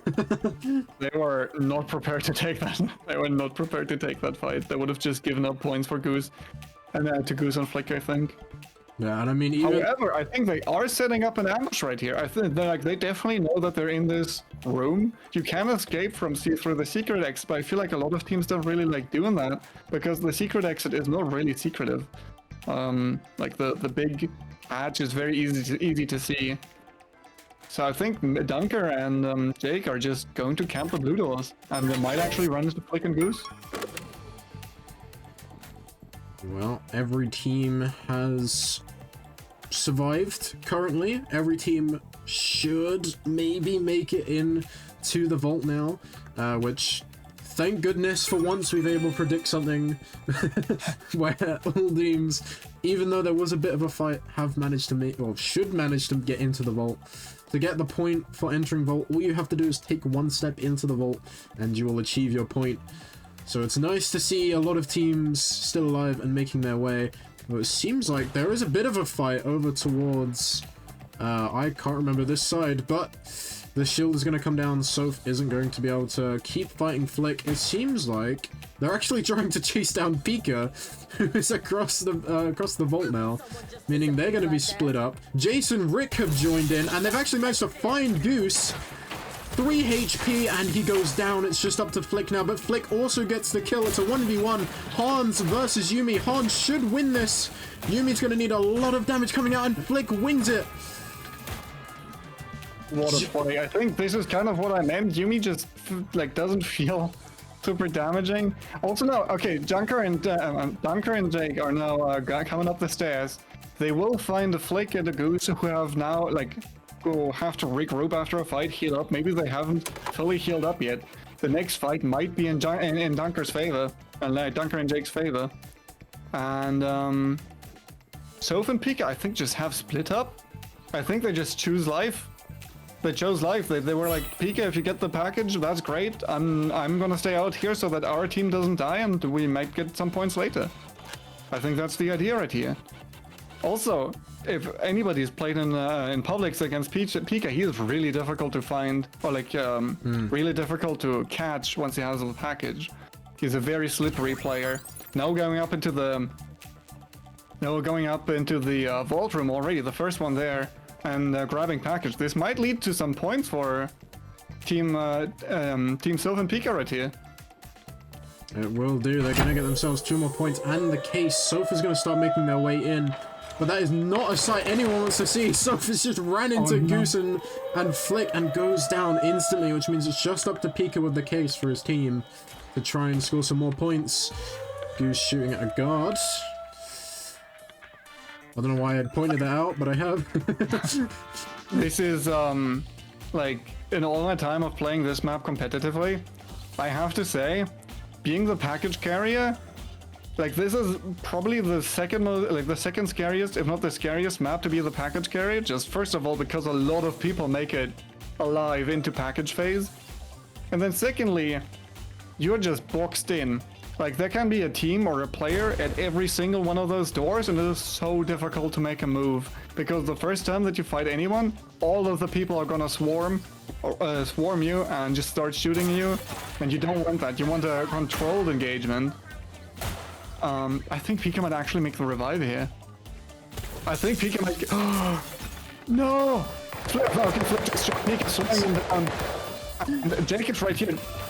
Taking the KO and the package with it as well. What is going on? A team deathmatch has embroiled. No one knows who they're fighting. Everyone is just shooting at someone. It seems like Goose and Flick have got the upper hand on this entire fight. So many people have just died so quickly. It's only Captain left that's not got the case. Who has the case just right happened? now? I believe either Flick or Goose have it. Oh, yeah, I did Flick. I just saw it on Flick. That is... Like, that is, like, that's just what I mean. This is such a volatile position. The first time anybody shoots anyone, everybody is just, like, gonna collapse on that position, start shooting, pressing all the buttons, and suddenly people just die. Like, it is so difficult to predict what is going to happen. They managed to get the res. Some shots are now coming in. Goose has been locked out, but never mind, he's able to get back in. Goose is on very low, but so is Flick. Irish, the captain's nearly full HP. If they choose to continue this fight, they might be able to win it. They're going to be able to get some resets, some heals. Irish and Captain are choosing not to take the fight, which means Goose and Flick are both going to be able to full heal in that little contest. Now, Captain just about managed to get that res in time, which is now going to set them up very nicely for this last fight that they're going to have again. This was such a difficult call for them to make, I'm sure, because, like, now they can be scanned again. Now Goose and Flick know where they are, like Goose and Flick know where Irish and Captain are, but not the other way around. This is going to be really difficult for Captain and Irish to contest actually, because they don't really know where the package carrier is. Had they pushed right there, they could have taken the fight and maybe even won it perhaps, but it would have been like a very decisive fight. Had they kept pushing, then they would have either died or won right on the spot. And they chose to play it a bit more safe and not take that risk. And it would have been very dangerous as well, because Hans, in that kind of tight space, would obliterate any of their health. Yeah, absolutely. Also, another thing is, if they take too long to push this, Hans has this thing where he can slow down rivals by breaking their cover, and then also uses expertise to slow them down even more, or like even longer. So if they wait too long to get to the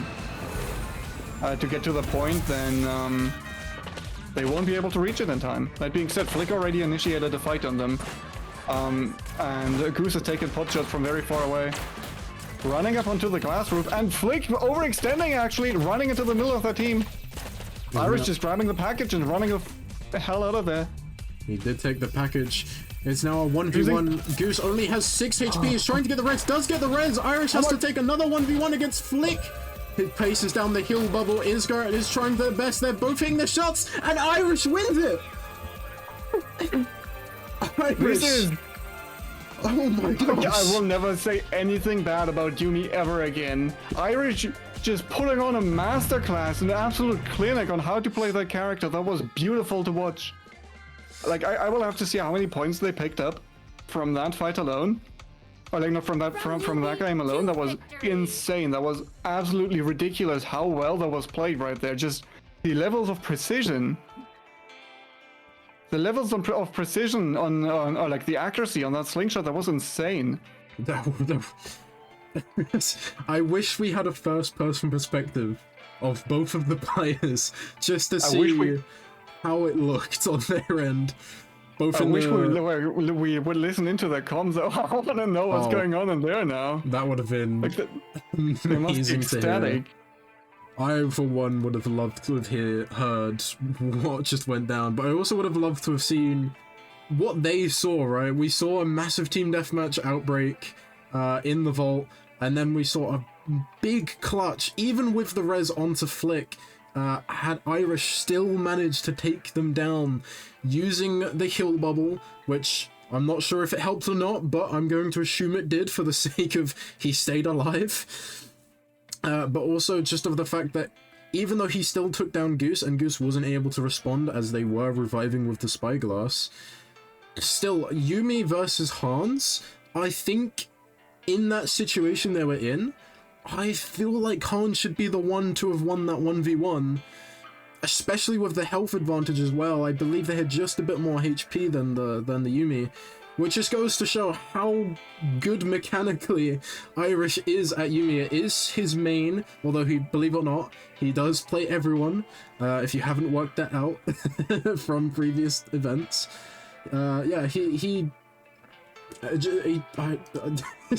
I'm lost for words. He kind of just took them down, won the fight when it mattered the most, and takes game 2, which now should also put them in first place. Absolutely, yeah. Like, when you play in a tournament, and especially if you're like the last person alive, at least that's what happened to me, my hands start shaking, right? Like, it is difficult to like control your aim just because you're like the nervousness is getting to you. The nerves make it difficult to like focus on the opponent. Like you have to force yourself to stay calm, and because otherwise you're just not gonna hit the shots. Yumi is very difficult to land the shots with. Same for Hans, and I think like that's just expert level play from Irish right there. Just staying calm. I like getting the loads of damage in with the slingshot. And on ping as well. Irish is right on ping as well. They're playing on NA. Irish is an EU player. Either way, we'll talk more about the rest of that match, and we'll look at the scores after a 5-minute break, just so me and Oren can rest our voices, rest ourselves. The players can have a moment to maybe rethink, maybe discuss how it's gone previously. I, for one, definitely need to go grab a drink and have a moment to breathe. So we'll be back in 5 minutes when we will hopefully go straight into scores from those 3 matches, and then straight into Fragrant Shore Morning. So we'll see you in 5 minutes.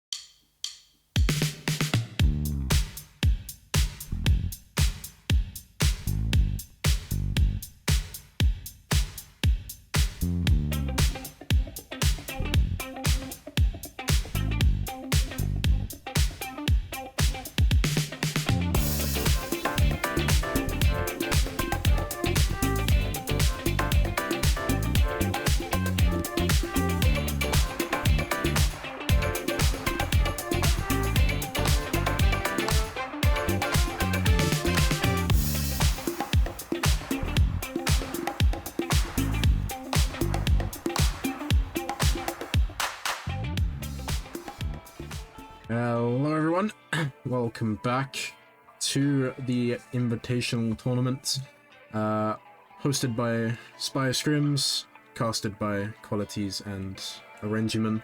So, before we went to the very short break to catch our breath and have a quick drink, we saw Diamond Spire be played. Finally a match where our predictions were somewhat correct, to an extent.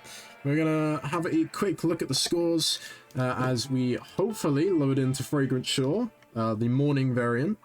So if we take a quick gander at the scores, it seems like Honksplosion still have the lead in points, but not by much, with 28 points, despite Night of Nights winning that match, still in second place with 26. And then we see a massive gap for third with Hollow Mimic Christmas at 7. Then we see Modcheck at 5, and Double Trouble finally managing to get themselves some points on the board from that match, managing to get themselves 4. I believe they did a vault turn, maybe a kill, as well as doing entering the vault and doing the podium, taking the podium. Yeah.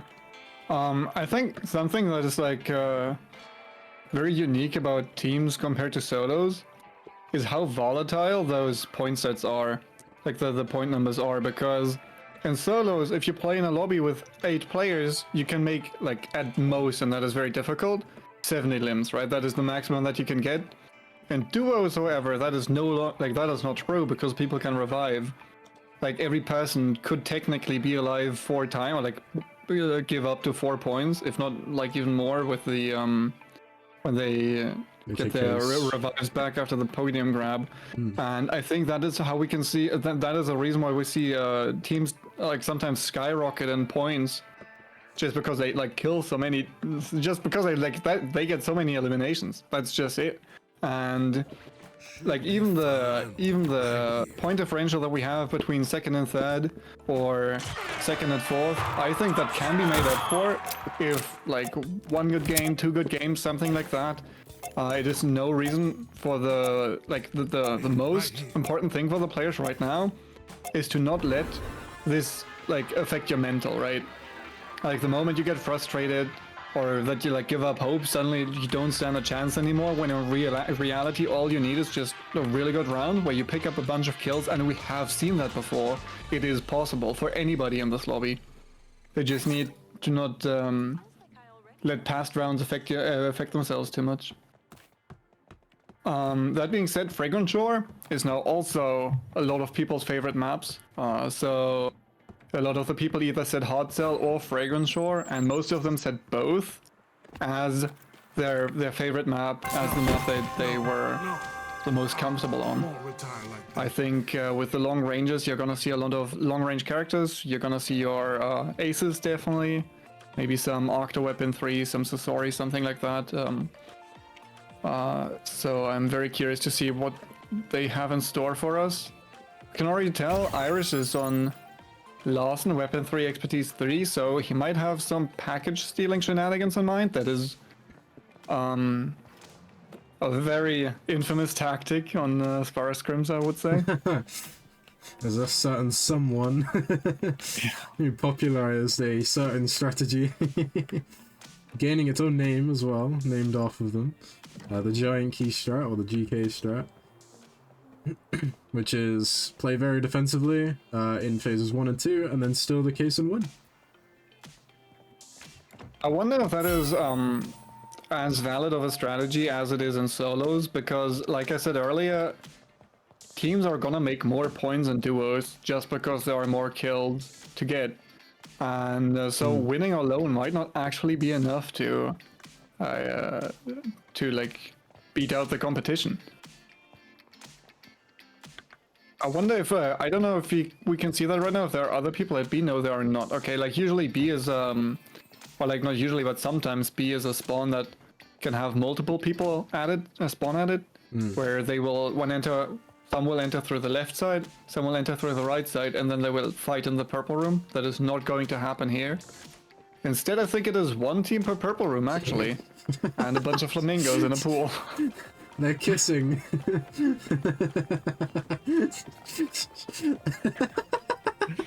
Nothing that I would expect. This is great. Can we give them +1? +1 point. Yeah. +1 for Flamingo. Too hot for Twitch, yeah, man. Spire Scrims is getting cancelled now. As The first terminal is on the board. First terminal was done. Okay. I believe it was Jace. No, it wasn't Jace. Looking for the gold chip. Here was the gold chip. Captain has the gold chip, which means Knight of Knights will take the first point so far in this match. Sorry, that completely took... I knew we'd expect to see some...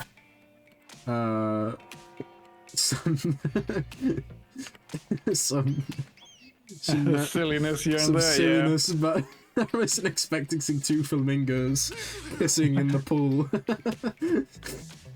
It took me completely off guard. Oh dear.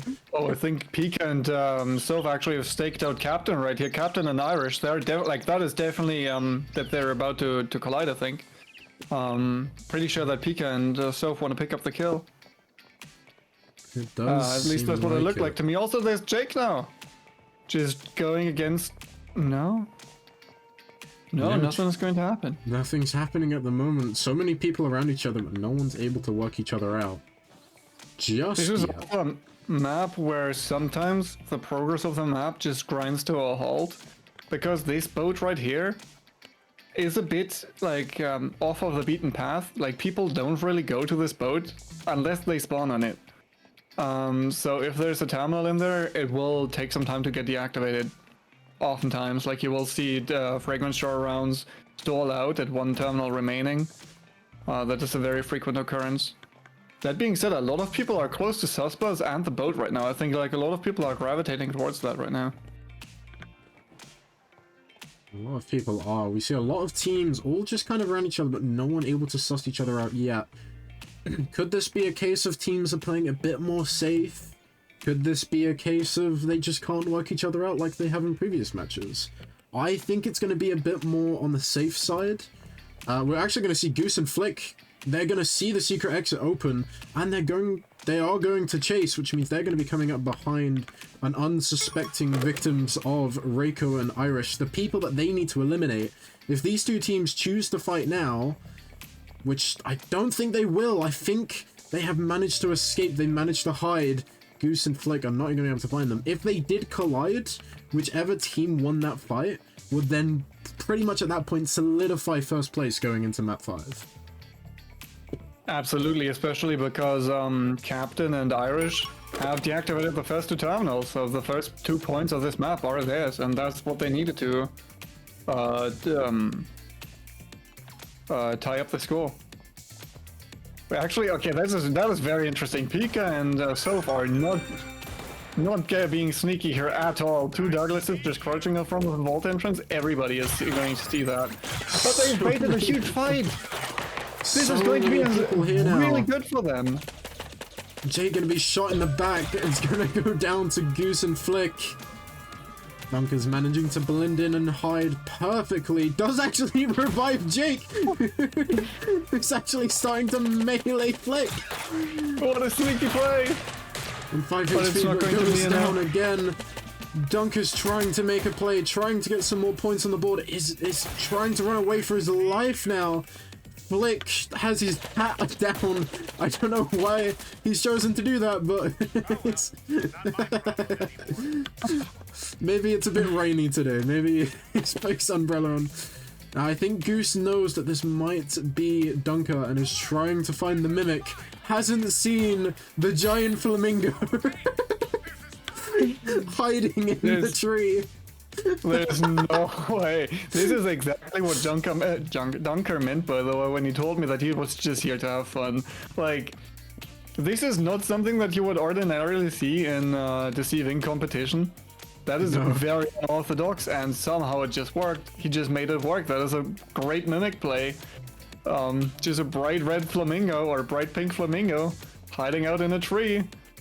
But nobody saw that. Also, I think Soph and Pika now picked up their gold card, maybe? There's 3 teams all fighting here. Irish is going to take the fight into Soph. Soph with 1 HP, probably going to go down, and does.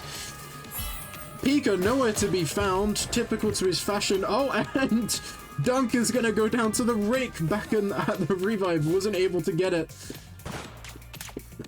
Irish going to be taking a fight onto Goose now using P2 and destroys his HP. I believe that is also weapon 3, which makes me think he hit the headshot as well with the weapon 3 throw, which is what, 60 damage? That is an incredible amount of damage, and the things you need to be able to do when using that weapon. Pika again managing to get the case when all odds are against his team, and we're going to kick off phase 3. Irish is absolutely in his element right now. Those shots, those weapon throws are not easy to land at all. Pika is now going to be able to scan the opponents, and I think he's just going to choose to go out through the library. I don't think there's anybody in here. And the first plan of attack, or the first step in the plan of attack, will be to make his way over to Soph's body. Because, for those who don't know, once the package... Actually, Irish just gets a kill on to Flick, I think that was? Yeah. It was on Flick, and Captain with a beautiful shot as well on managing to use the... what's it called? What's the apply where you can't use your expertises? Neutralize. Neutralize. Hits a beautiful shot and neutralizing, allowing both of them to team up and take them down, which means our first place team is down, and now it should be Captain and Irish taking first place from them. Looking to take their 3rd win in a row also. But anyways, what I was going to say is Pika will have to body resurrect here. He cannot do that at the station anymore because now the end game has started.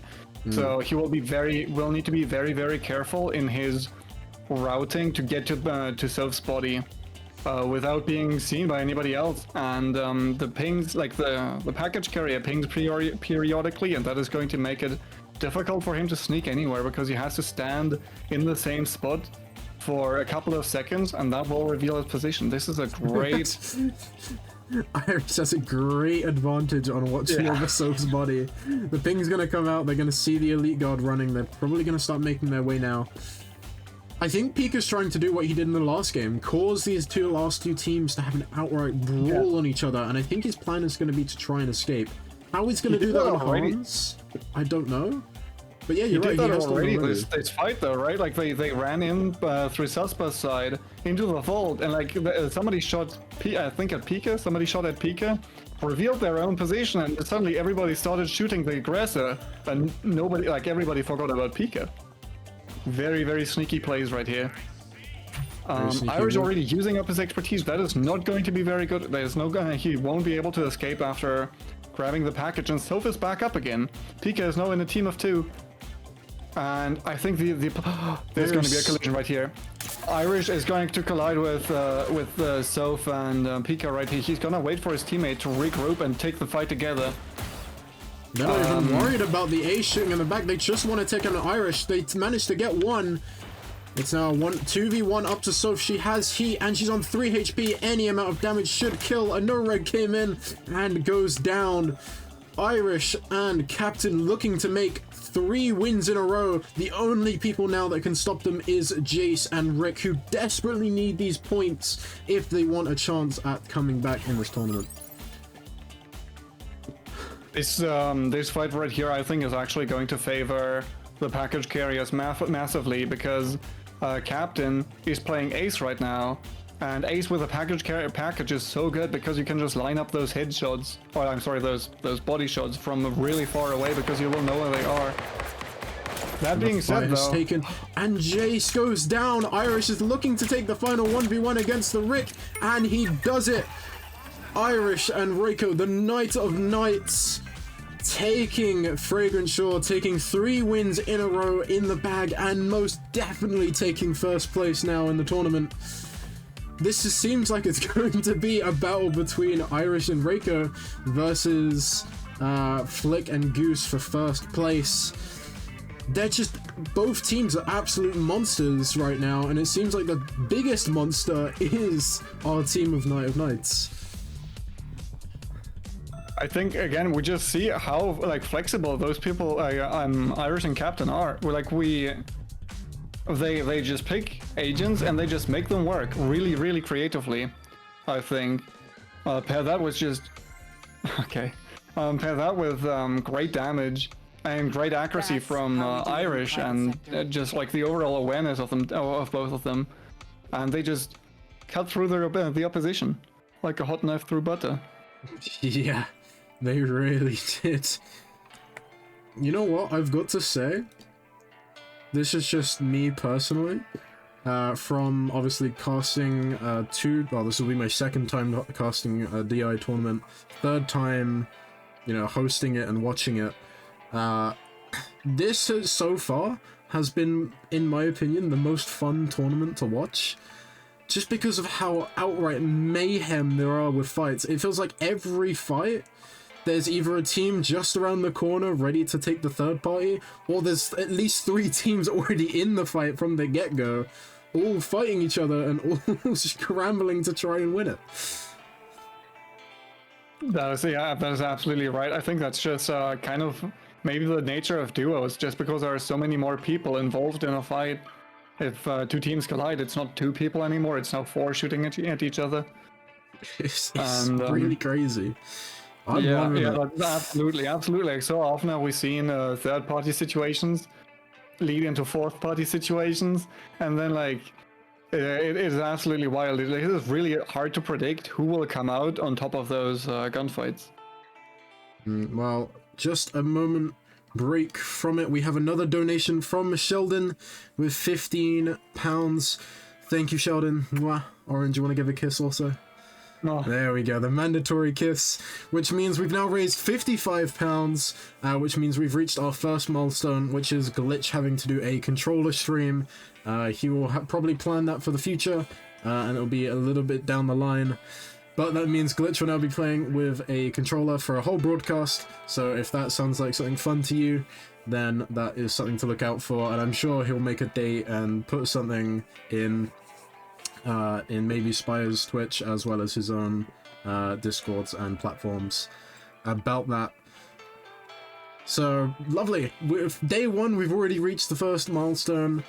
Will we be able to reach the rest? I hope so. We have some more beautiful milestones on the way. If we reach 100, which is the next milestone, we will be seeing the Rickleman, the one and only, enter his true form on stream, which if you don't know what his true form is, the only way you can find out really is by reaching that goal, another £45 to donate to Mind, which is, as we keep saying, the whole point of this event, the whole point of this entire week, to have fun and to kick some ass,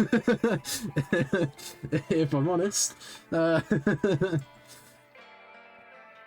yeah, anything you want to talk about that last match? Anything specific?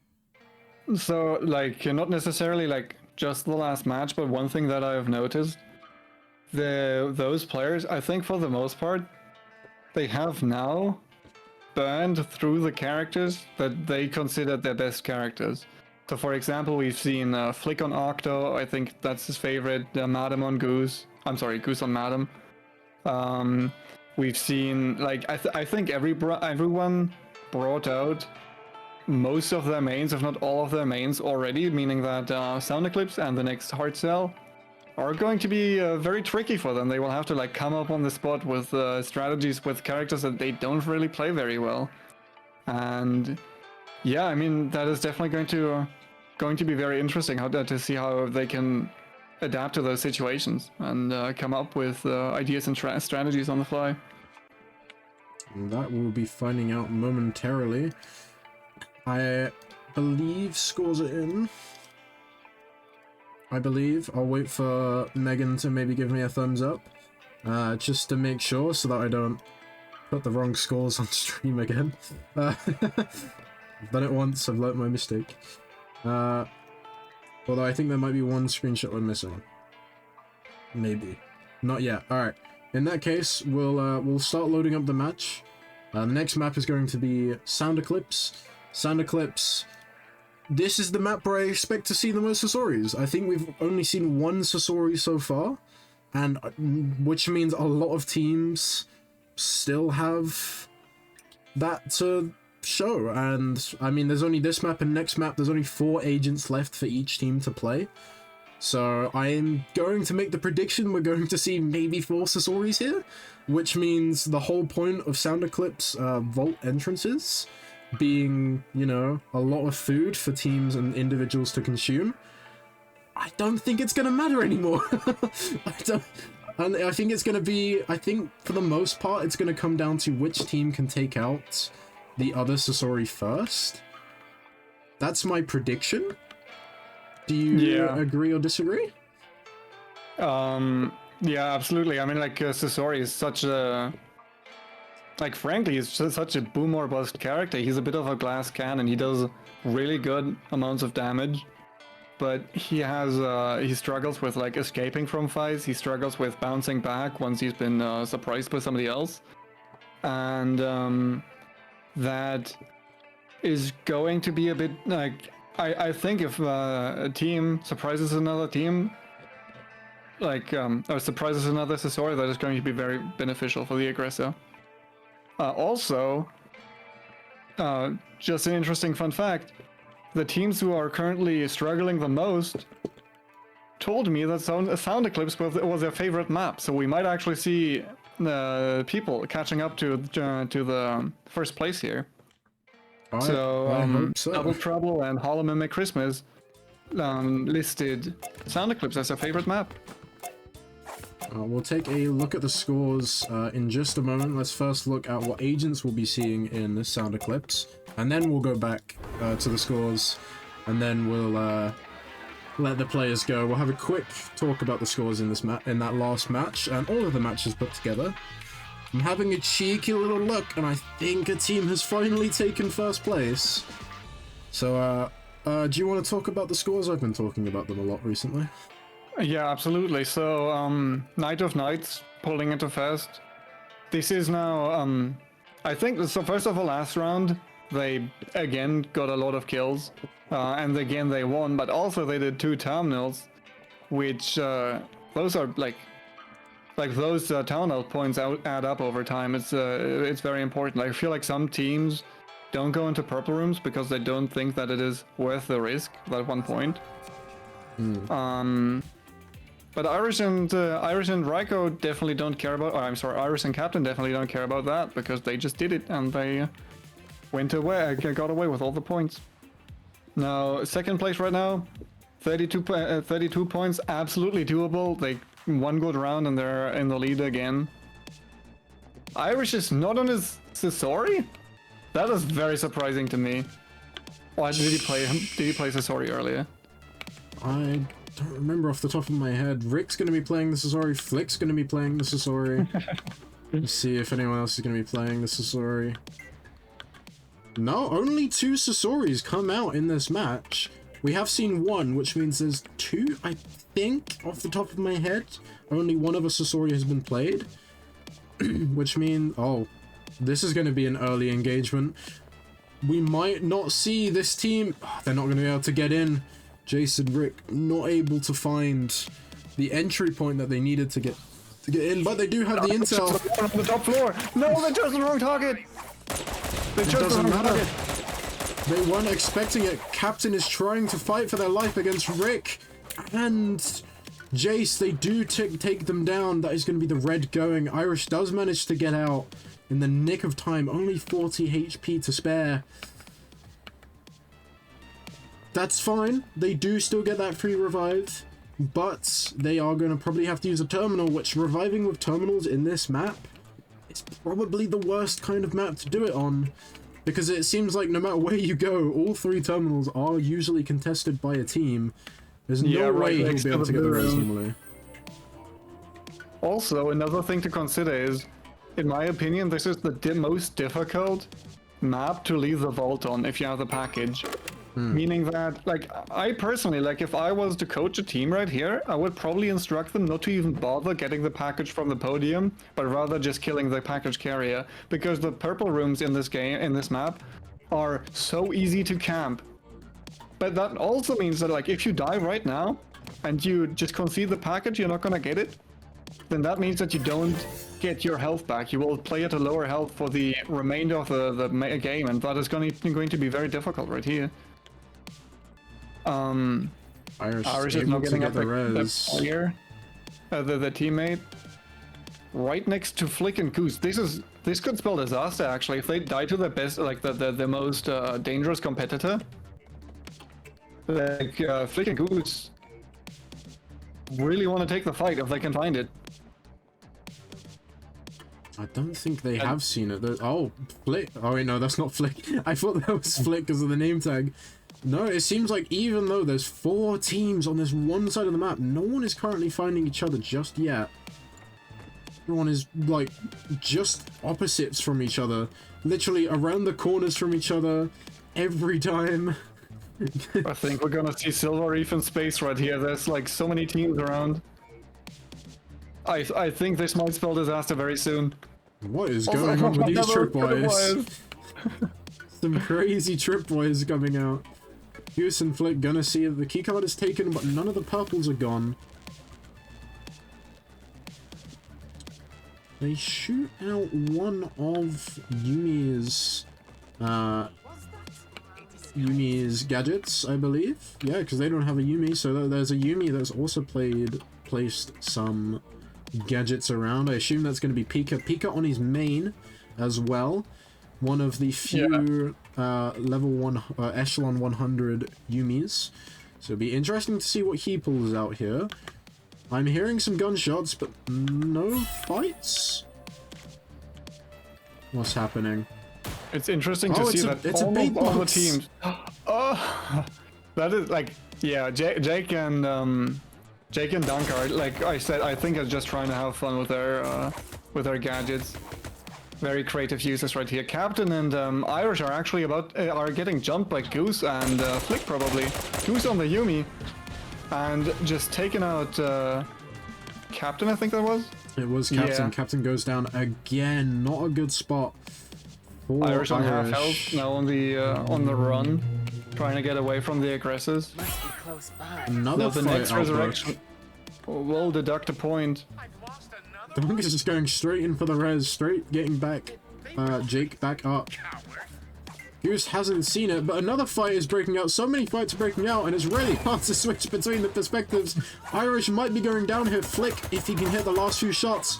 One more shot needed. They trade! Goose is also in a fight with Dunker, it seems. Although it seems like both of them have chosen to stay away from each other for now. That did spell the end for Irish's team, though. They're not gonna make any more points in this match. I think they made 1 point for the kill on Flick, and that is it. Meaning that Goose and Flick are now in the best position to take this map, honestly, and not the map, but take first place again. Just picking everything up. I think we're down to 3 teams now. That is Flick and Goose, Soph and Pika, and then Jace and Ricklerman, who stayed on the other side of the map for pretty much the entire time. Actually, Jake and Dunker are also alive still. Jake is dead, but Dunker is still alive. Jake is dead, okay. Either way, all 3 terminals are done. We kind of expect this map to take the longest in terms of terminals, just because of how the map is. Thankfully, Rick and Jace have done their side of the map, and I would assume it was Soph and Pika that did C, which is usually the objective that doesn't get done, and we end up in a stalemate for 15 minutes as we wait for Iris to open the door. Yeah. Either way, oh, surely Jace has seen that. I think they might have. He stopped, which is usually an indication. If not, he isn't going to see that one, though, so they've just managed to sneak past. Although they would probably hear the shots from the god come out there. I'd assume, at least. It seems like Jake has also been revived, which means we have 4 full teams coming into this last round, this last phase. I highly doubt any teams will fight before phase 3, unless it's a fight for a keycard. We might see a contest between Soph's team and Goose's team. I'm curious to see if people actually want to push the vault right here. Also, I'm sorry, this is off topic, but I think I just saw Jake play with gold ammo. I think he has no, maybe it wasn't Jake, maybe it was Dunker. Somebody had gold ammo. It is Dunker. Let's have God ammo on Larson. Okay, I'm sure. Now heal is bubble. Sorry, that's not our hillbilly. That's an EMP bubble going to be coming out from Goose and Flick. They have the key card. They are going to be able to get in. There's another team in here though. Rick and Jace are also in here. And Help has taken out one from each team. Has gone down. Please give me someone that's in the fight. They're both trying to take the fights. 5 HP on Flick. I assume Jace also isn't on much. Flick is going to disengage. Jace probably going to go for the revive first. I highly doubt Flick is going to try and do anything here. Flick does come back in only on a little bit of HP. Tries to take the 1v2. Can't do it. Which means our top 2 teams are down. Which means another team can finally win a match.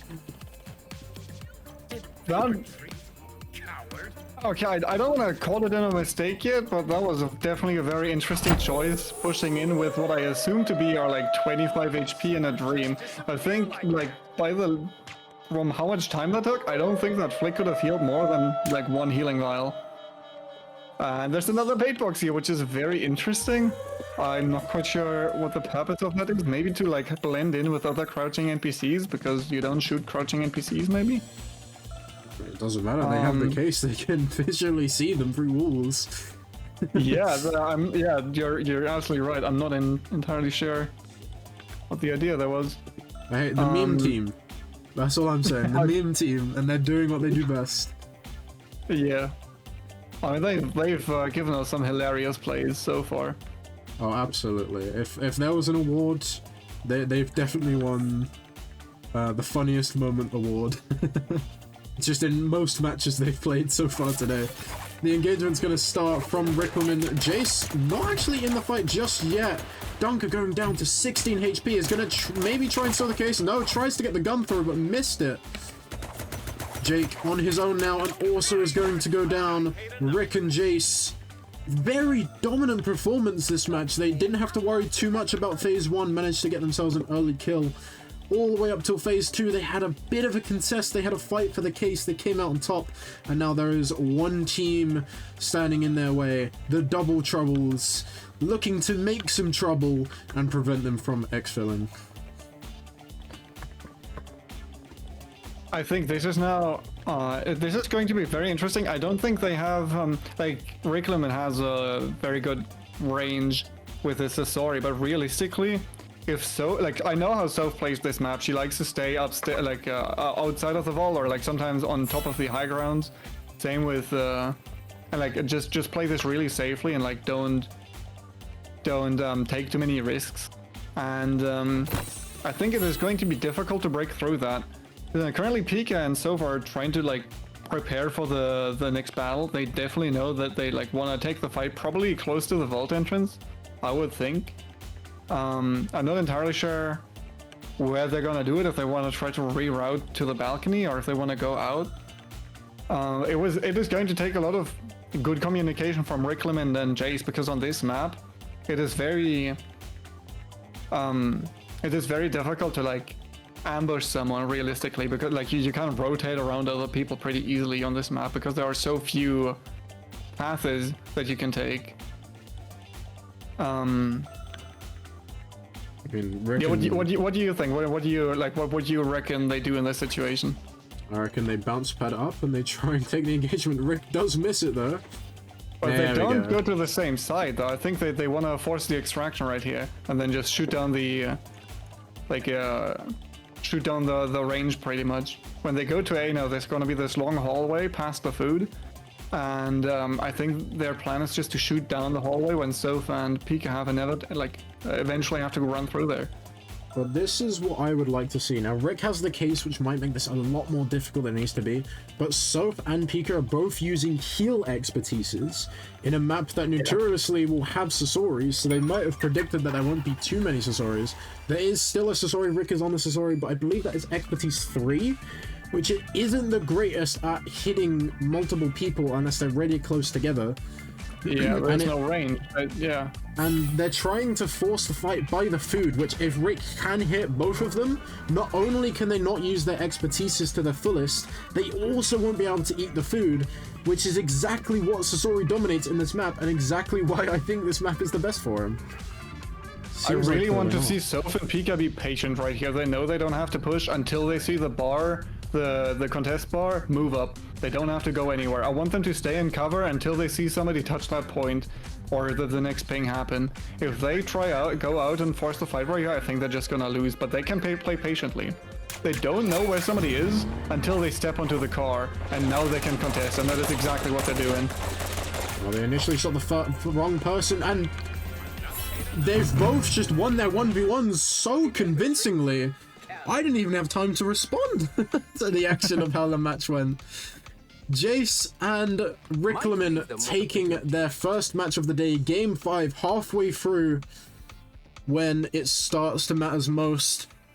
We're going to be going to the last match where all players, well, not the last match of the day, but the last match where the last 2 agents on every team is available. Back on the hard sell as well. Hard sell the night variant, the regular variant. If I'm honest, my preferred variant, I prefer the nighttime maps. Which, if you haven't noticed, we're doing the mornings first and then the night times after. Something that I was very happy that I thought of. It doesn't mean anything. But yeah, I'm really excited to see now, like you said earlier, a lot of the teams are now at a point where they've used most of their good agents. They've used, you know, the characters that they mostly feel comfortable on, that we should expect to see. We've seen them be used now, and we now know that they're all down to their last 2 agents, which, if I'm honest, is probably not going to be their best agents. Probably not, if I'm yeah. honest. So it would be interesting to see how they all do it, how they all work, what they all choose to do.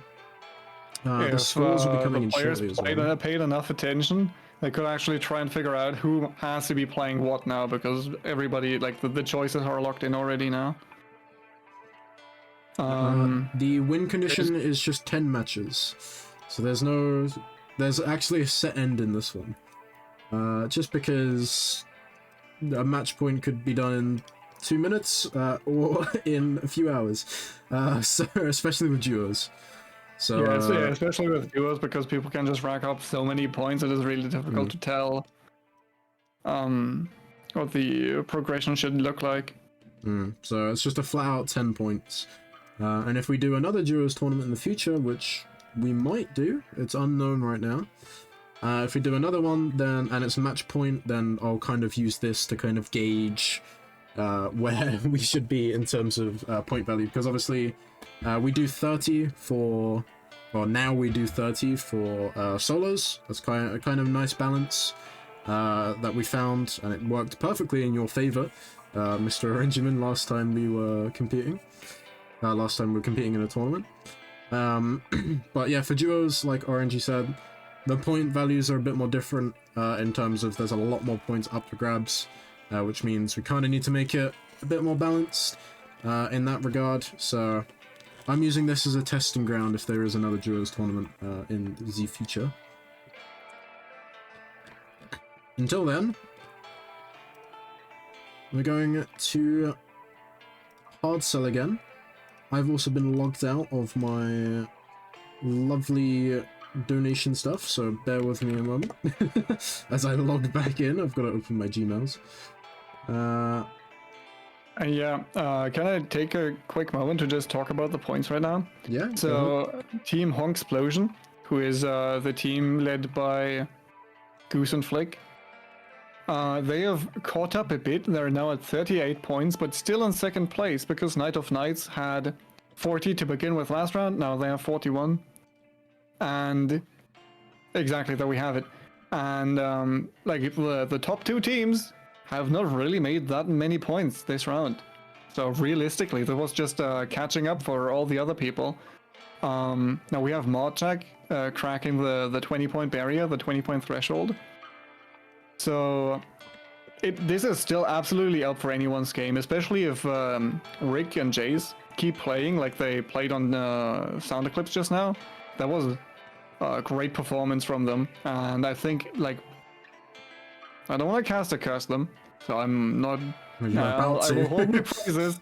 You're I will hold about my to. Be praises. careful.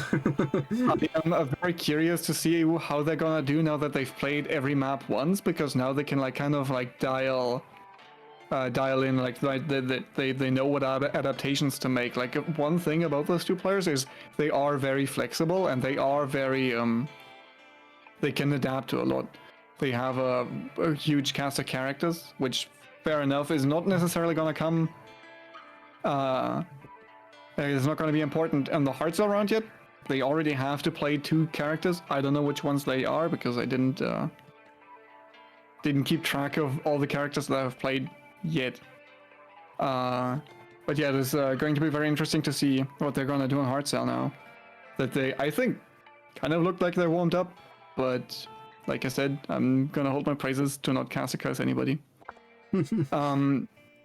That being said, also the most points that were achieved in season, like in Catalog 5 in duo screns were 16 points, I believe, meaning that second place can currently catch up to, third place can catch up to second place within one round of, like within one good round. It has been done before, and if anyone can do that, I'm sure it's Jace and Rickleman. I mean, I hope so. Right now it seems to have been a race for first and second. Now we have a new competitors joining it. Yeah, exactly. If they can continue that performance, very good performance as well, then yeah, I think we should see a third team get to that high points. And there's still 5 matches to be played. We've seen how many points the teams have been able to build in those first 5 matches. So theoretically, it's still technically anyone's game, because all of those points that they built, any other team could now build again as we go back through the cycle. And if I'm honest, this might be the hardest match for all the players, because as we say, it's going to be the match where they're all kind of locked to their last 2 agents that they haven't played yet. But the next match, when we go back to Silver Wreath, I think is going to be possibly the most intense match, as everyone has now played every agent, everyone knows kind of, you know, each other's skill level. Everyone is definitely going to be warmed up by then. Well, even by now, realistically, but by then, yeah, we should see everyone definitely already warmed up. And yeah, we're going to go unlock all of the agents again, and all the teams are going to know what they're best at, what they're worst at, based on previous results. And I'd imagine, by that logic, that we should... That should be the most intense, and it's on Silver Wreath, which is already an intense map. Absolutely, yeah, it is a very volatile map. People can just very easily take a lot of points. Also, like in a game like the Sea-Vink, in a game like this, it is not guaranteed that you're gonna get any points. Realistically, like if the top teams have bad rounds, like they did on Silver Reef, like they did on Sound Eclipse, then the other teams can absolutely still catch up. Like you're not guaranteed to make a single point basically if you're quote unquote unlucky. So if we see something again like Sound Eclipse where the top teams kind of die pretty early, we might see an upset here. Just looking at the agents real quickly, I can't tell who is playing what right now, unfortunately, because I don't know what skins everybody is running. I'm just gonna tell the players to play instantly, because I have spawned right next to the edge.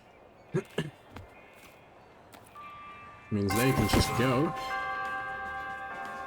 Because why not? I spawned near the edge, I'm not gonna confuse anyone, right? So the players are now off. They're in and they're starting to make a move. Oh no, okay, Soak did load in, thank goodness. I was gonna say, please, not again. We had a good run on not being bugged. Already, I think... top 2 teams next to each other and accidentally took the cover. This could be definitely for them. The Goose is just gonna call out the position, and Flick is Irish is gonna call out the position. Yeah, exactly, and just take the fight right here.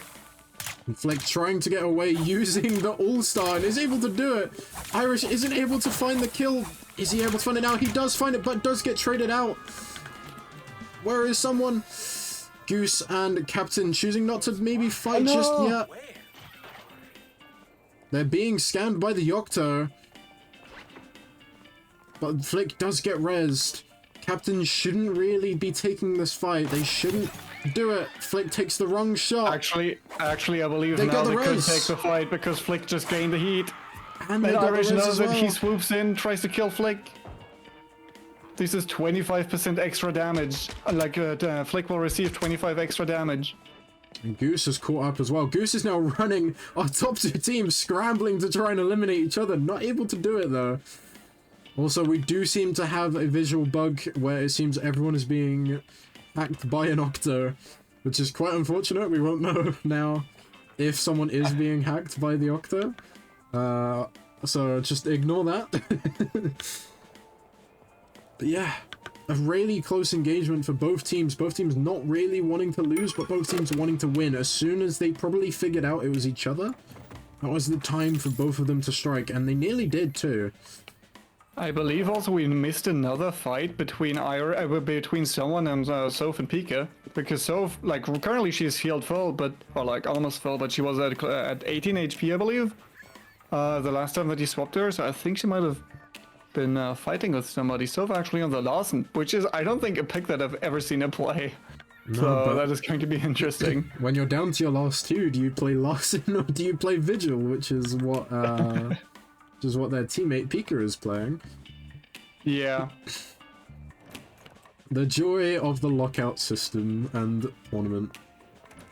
Yeah, that is a very unique type of challenge where you just have to like come up on the spot with strategies and then try to fit the characters to each person's preferences. Two terminals down, nearly making it to 3. This is completely different to how we saw phase 1 in the last time we saw Hard Cell. Maybe it's because teams realize that they need more points on the board. Maybe it's because these top teams realize that all it takes realistically is 1, maybe 2 good games for the other teams to just boost up in points and then be competitors. Or even if you're Goose and Flick or Irish and Captain, 2 wins now could storm you so far into points that all you would realistically have to do is stop second place from getting the points needed, and maybe third if they manage to catch up also. But realistically, these next 2 games are going to be the hardest and probably the most intense, if I'm honest, just because of the agents they have to play, but also because of the reset. Also, we just saw like a collision right off of spawn. I think Irish and Flick, like Irish's team and Flick's team, spawned right next to each other, which. Oh, okay. Pika just meleeed a guard. I thought there was a fight going on there. Just taking down the Douglas. Rest him. Oh, sorry, not Douglas. We don't know his name. Yeah. But let's be honest, it is Douglas. Either way, the last terminal's done there also. Yeah, exactly. One thing that I want to say about Pika and Soph is they get caught up in they way less in the middle game nowadays, or in the last couple of rounds. I think they've made it to vault phase. Yeah, nowadays. I think they made it to vault phase in the last 3 matches or 4 matches, and they are very defensive players. They take very calculated risks, which does equal to a lot of free points. I think they're no longer in last. I think they're actually in 4th right now, maybe shared 4th. I'm not entirely sure. Or shared 3rd. That being said, that they will get attacked from behind right here. Rickleman and Jace. Rickleman on a signature Octo. And Jace on Vigil, just taking them out. Yeah, okay. You caster cursed them. Actually caster cursed them. Once again, the caster curse coming out. Jake is going to be following Flick, who's following Dunker, who's being followed by Goose. We have kind of a mini conga line going on right now, and the fight is going to outbreak. The kiss is going to come out. They're actually just choosing to leave each other right now. Jake's trying to hide wrong cover, but he's trying to blend in. There you go, the right cover is taken. The shots come out onto Goose. Who's going to be able to find the most? Goose is going to go down before the before the Invis is able to come out. They're not going to be able to find Flick just yet. Flick is going to be hiding. I think Goose might have just died to EU ping. I'm not I gonna believe lie, he died mid-poof. That must he feel did. rough. I mean, to be fair, they did know what servers they'd be playing on. Yeah. Some nice Yeah, shots coming absolutely. out from Duke, though, from Flick. And Irish is also here to take the fight with Captain. Flick is now I down. didn't see him. Neither did I. Flick is on 27 HP. Irish is looking to deal out as much damage as possible. Captain from behind also. Flick is going down. If Captain and Irish can win this now, they're going to have a monstrous lead. But our case carriers are going to be Jace and Rick, the winners from last round. I believe third place, looking to gain more points and take over second place. Dunker just kind of sitting, hoping he doesn't get squished between these last two teams right now. Now we might actually see a different endgame compared to last time on Hardcell, because now we have an Octo with Weapon 3 having the package upstairs in this vault, meaning they can just like rain fire down. Like there's not going to be damage fall off. There's still going to be full damage on this Octo shots. If Rickleman does choose to take the snipes, I think the other teams are wise to retreat out of the vault right here. However, that will make it so that Rickleman just gets a huge intel bank. There's so much intel in the vault. And with Octa specifically, if he has package, you can scan a lot. You will not be so. It is very difficult to surprise an Octa if you just can scan so much. Usually you wouldn't really buy your purples in this situation unless it's a must-have.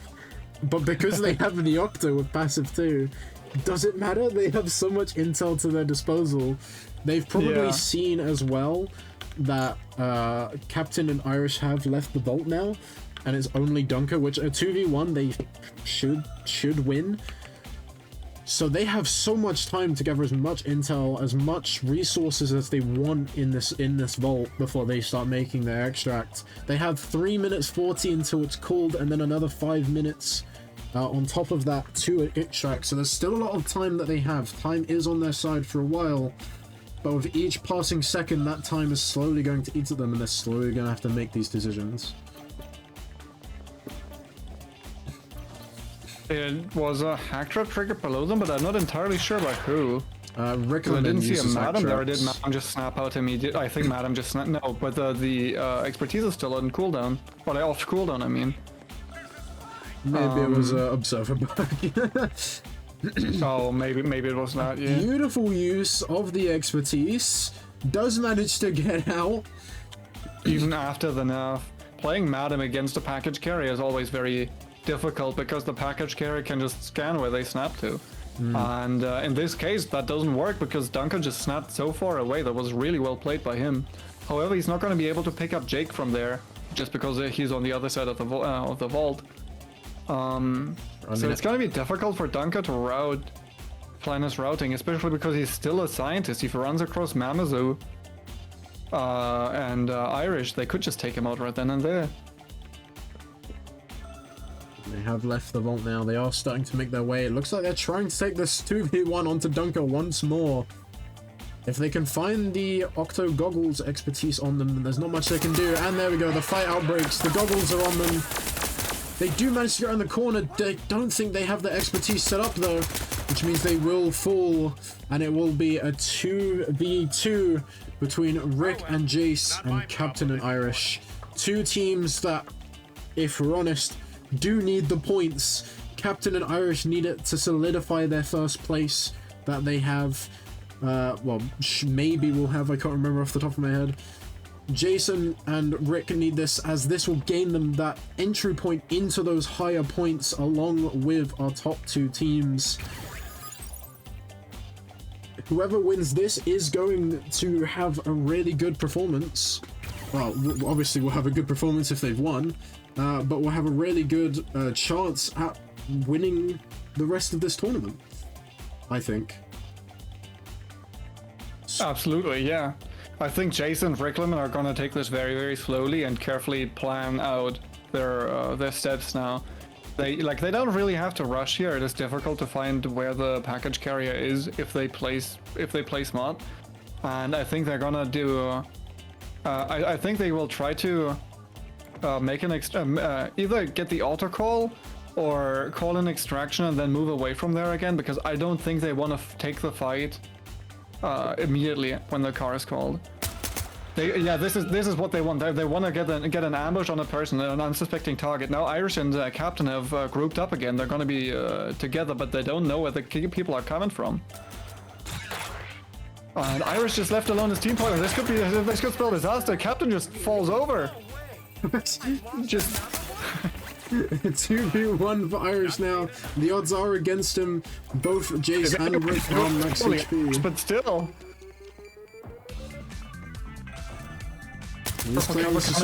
Irish charging up his... no, never mind. If he can find the kill onto Rick, he has a chance, but he's not able to. Jace shoots him in the back of the head, meaning Rick... Rig headshot, actually. Rig Intel 3, Rig Weapon 3 headshot for 64 damage that just takes him out. Yeah, along with being shot in the back as well. That will be our winning team again. 2 in a row for Jace and Rickleman. Mod check. They are in check, and they are going to take the second round of not Diamond Spire, Hard Cell. I am very pleasantly surprised to see another team coming up into top 3. I don't think that Jason Rick will surpass Honksplosion yet. I don't think they have enough points for that, but they are going to be very close. 2 wins in a row and a bunch of points in those games as well will put them very close to that 38 points. But we'll have to see and wait and see until the points are all counted. Currently, I have no idea how they've scored. That is screenshots are just coming in now. Yeah. Here's something funny though. For those who don't know, Lunar Eclipse has made a bot which reads the screenshots that players submit at the end of every match, and that bot basically reads what we use for points and all of that stuff. Yeah, she made that bot. It works. But it seems like Irish and Rickleman have somehow, over the course of today, managed to break the bot with high-scoring rounds. So that's quite funny. Obviously, bots aren't going to work all the time, but it's funny when these little things happen that have never happened before, which seems to happen a lot today. We've had a few issues, so to speak. I mean, that's what happens when you put some of the best duo players together in a lobby and just have them duke it out. They just farm so many points. Well, it's nice that everyone is able to build their points, but I don't know about you, but I need a moment's break to catch my breath, go grab another drink because I've run out of mine, and also use the bathroom. We will be back in about 5 minutes time where we will see the last 4 matches. There won't be another break after this one. The last 4 matches will be coming, and after that 4th match we will be crowning our 2 winners, and maybe if they would like to have a winners interview after that, so we can kind of see what it was like playing in the tournament. But until then, have a good rest, have a good break, and we'll see you in 5 minutes. Goodbye. I am a entrepreneur. My life is just a blur. Ain't an entrepreneur. My life is just a blur. Ain't an entrepreneur. I am a entrepreneur.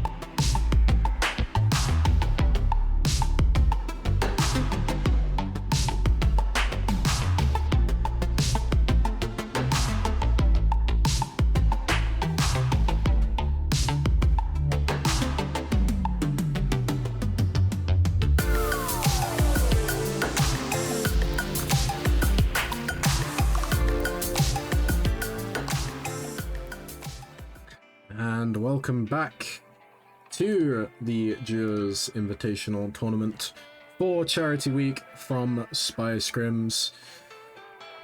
So far, we have seen some interesting stuff. We've seen things that we would have never predicted. We've seen things that were predictable. We've played our first 6 matches now. We're down to the last 4. Down where the points matter the absolute most. We'll have a look and see how the total scores look. I believe they're done. They are done. So we can go straight and have a look at those. Orenji, if you want to take us through what you see. He doesn't see because he hasn't got it open. I do see it. I'm a bit confused because Knight of Knights definitely made more than 0 points this game, no? Is it Irish kill like I think I think the point scores haven't been bugged. Give me a few moments. The scores aren't done because Absolutely. I am very silly and had forgotten to update the scores. Bear with me. Okay, just real quick. I think what we are going to see is Modjek, the team Modjek with Jason Rickleman narrowing the gap between 3rd place and 2nd place. I think first and second are still gonna be in that order, just because even like first of all they are just that far ahead above the competition. Let's be real here, and then secondly they still got kills in this game, still entered the vault. Like they both got a lot of points still. Both of those, like both the first place team and 2nd place team got a lot of points in this fight. And I think we are going to see a gap between the third place team and 4th and 5th place, which doesn't have to mean anything. Like we've said a million times already, especially Silver Reef is very volatile. A lot of kills can come in on this map. So it's like, it is still anyone's game, really. Also, now everybody can pick any agent that they want again, which I don't know what their strategies are for Silver Reef. I personally always find it difficult to strategize for Silver Reef because it is difficult to strategize around third parties. At least for me, I think that is one of the harder things to prepare for realistically in this game. Are the points ready now? I was going to say, I'll give you some good news. The scores are ready now. I fixed the issue. Exactly. There we go. So what we see now is first place, Knight of Knights, Iris and Iris and Captain are with 45 points, 6 points ahead of 2nd place, which is not really a lot at all in the context of a duos tournament. These the 6 points, like you can make that up very, very quickly. And then Modjek are close to Honksplosion. One more good round for Modjek, which they've definitely shown us that they can deliver one more good round, and they could even pull into first already, but like definitely take over 2nd. That is, depending on who does first here, we will see a shakeup in the ladder, absolutely. Yeah, and then we have Double Trouble and Hollow Mimic. To be fair, it is going to become a bit close for them now. They can still make it.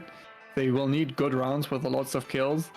But the number of games that they have to do that is slowly decreasing. So at some point they will have to pick up the pace, for sure. Oh yeah, there's only 4 games left, and we're going into the next one momentarily. In fact, we might as well go to it. Don't mind me. Just I'm having a little patrol, you know? Seeing what agents we've got. I think this is very interesting. Goose is on Madam, and Flick is on Red, which Red is a good agent for Goose as well. And I think for Flick as well, so like both of them like to play her. Like they're currently burning through 2 mains at the same time, which might be because they know that they don't have to play each agent anymore. So because there are only 4 maps remaining, they will only have to play 8 agents. So now they can actually pick their favorites every single game if they have 8 different unique favorite agents. This is very, very interesting. I think the idea behind Madam is that she can escape third-party situations, and Red is that she can ambush very, very easily and kill people very quickly. We've seen great synergy with that before. We've seen in the very first Hot Cell match when Goose played Red. Great use of the shotgun and the third expertise to like absolutely annihilate any person coming into their way pretty much. Those like, they were really quick at assassinating people. I didn't catch a lot of other people. We'll just have to look around. We'll have to look around For when gods. for after the guard skill qualities here. Just have to see what everybody is doing. Oh, my leap. These guards are able to aim. Never mind. I spoke way too soon. Come on. One health. There we Professional go. knife throwers right here. Rick on the Sasori, that is interesting. I wouldn't have necessarily thought that this was a Sasori map. Maybe the idea is to like be good at second assassination. Second Sasori, and like they're not waiting for sound eclipse at all. And the first collision is already happening between the top 3 teams, or like top 1 and top 3 teams right now. I see it. They did. Irish did pop the poison, but might be able to get in definitely now. They know what's happening here. Do they just? I think they could crouch under this actually. I think those tripwires are high enough where you can crouch. Even though if they see you crouching, that is still definitely a player. This might spell disaster for one of the top teams already, right here. I wonder if they saw Jace jump down there, that might have been the time. I think they're currently oh no! They called it! They called it. Irish is now going down. Irish is in on his own. Captain didn't make it in. Irish just has to escape now. He does deploy the shield, which is going to give him a little bit of time.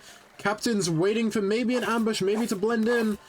But Irish is probably going to go down, in which he does. Captain is just blending in. Nicely done with the blend-ins. He's going to be able to stay alive with the team, which is exactly what they need. If they died there, then their chances of remaining in first place instantly gone. And they're going to have to put out a massive performance from the rest of not only this match, but the rest of the other matches also. Absolutely. That is going to be great for Jason Rickleman right here. Irish is really dangerous. He's shown us that, and no, he doesn't have full health anymore. Also, another collision with yet another top team right here. They didn't see it. Irish and Captain just colliding with Flick and Goose. They didn't see it, though. Jason Rick getting the second Vault Terminal done now. And they do actually get the investigate. They do find Flick. They're not going to push it though, but that probably will also inform Flick and Goose that there is a team in B. Yeah. Especially if you cav scan this early into a round, people don't know. I'm sorry, people do know where they've been so far because you just haven't moved a lot around the map yet. Meaning that when you get scanned, you know exactly where that cav is coming from. Pika, can you skip to Soap because I just got notified that Soap went live on Steam. Oh no, okay, she's still playing. So it was just a Steam bug. I thought she had crashed for a second. Thank God. Don't scare me like that. I mean, if I'm honest, at this point in the match, it would have just had to have continued. People have already died. Yeah, absolutely. You cannot reset the game anymore, right? Like, otherwise you could just, like, unplug the router and, like, oh, my internet crashed, I'm so sorry, can we restart, please? That would be quite an interesting tournament. Yep. Okay, now Jake and Rickleman. Pika and Jace. Oh no, Jace isn't here. Rickleman is but- on the other side of the map. Yeah, but Jace Pika is and alone Rick right and now. Wait, I'm Pika- confused with the names. Pika and Dunka and... Oh no! The snap away! And Jake was trying to get the shot in. A good block with the shield Missing from once. Pika. Does hit that shot, punches the wrong player. Is Dunker even going to try and help? No, Dunker's just trying to run away. Jake's fighting for his life. And he goes down eventually. So far, only on 18. Didn't find the spy cache, or was she hit by a guard after that? I have no idea. Captain's definitely going to see this. So is Irish. Irish just gone and cleaned up the kill. Captain didn't even have to reveal themselves there. If they play that, they might be able to blend in a little bit. It doesn't matter because it seems like Pika, notorious for running away from their duo, and has done it again. has left Soph when she needed him most. At least that's guarantees the survival of the team right here. True, true. Meaning they will still be able to get up the point for entering the vault, and who knows, maybe even pick up another kill after this. Or like more kill, like yeah. They will continue to play here. We think, I think, yeah, that's going to be another collision between the top teams again. Rickleman against Irish. It is very difficult to follow what's going on. Captain getting Captain absolutely poisoned and obliterated. Rick was a solo, he had to evacuate. Flick getting up on the third party with Goose. Irish and Reiko now out. Rick and is just on his own. Jace being taken out as well. Jake and Dunker both alive. Also, they still have a chance to win this. And if your name is Irish or Reiko, you are kind of hoping your winners for this match will be Dunker and Jake. We've seen what they've put in the bag so far. Or Soph, yeah, Soph and Pika are still alive. Seems like Pika is going to go for the res. So there is still a 50-50 chance that not Goose and Flick and not Rick and Jace can win this. Although it seems like they're just going to have another fight. They can't escape the fighting. Pika is going to be chasing Rickleman, who's being chased by Soph, who's being chased by Jace. Jace is trying to shoot them in the back. Rick is trying to survive as long as possible. Rick is able to find some food on the floor, but Goose is also here to take the fight as well. Rick now taking out Soph, and Soph and Pika's team is now finally dead. Rickleman and Goose right next to each other. Jace is there as well. Meaning that they, like, if they know that Goose is here, they could just start the fight and just 2v1 them, and Goose will probably not be able to do much. Also, another thing is another adaptation. Rickleman has a trace on his poison, meaning that the Madam Snap is going to be very difficult because they will just see who the Madam Snap to. And there we go. The fight, Goose actually starting to launch itself, but the attack on himself. By himself. Now getting traced though, they will know where he went. 3 HP! No expertise either. Just rounding the corner, just narrowly making around the corner, and Rickleman cut him off. Rick was the and that is the end of Goose. And another low health Madam right here running away. Well, it's now on to Flick. He has the case. And we know that he is good at baiting other teams to get away from the res, but Goose has died in the center of the map, which means it's going to be very difficult for him to bait an extraction and manage to get the res. Literally perfectly in the center of the map as well. Not too much cover around. It might be Flick trying to cause a fight between Jace, between Modcheck and Mimics. I wonder if Jake is going to use this big blind here to camp the body. You can put the big blind on the dead body of the person to see if like they get resurrected. If they find Madam, and like Goose has his own Madam skin, right? Like he will know that this is Goose right here. He could just scan him with the big blind. That being said, Rick just took cover right next to Jake. Like the people are just like running around each other, not doing anything. I don't think they know that there's a player, there's another team here. Rickleman and Jace, I mean. Well, I highly doubt it. I mean, Flick sure as hell knows it. I'm not sure anyone else does. I wonder if Flick is just gonna pop out, shoot them, and then hide again. I wouldn't be surprised. That he really just wants the teams to take out each other. He cannot win against 4 people. He can only do it against 2.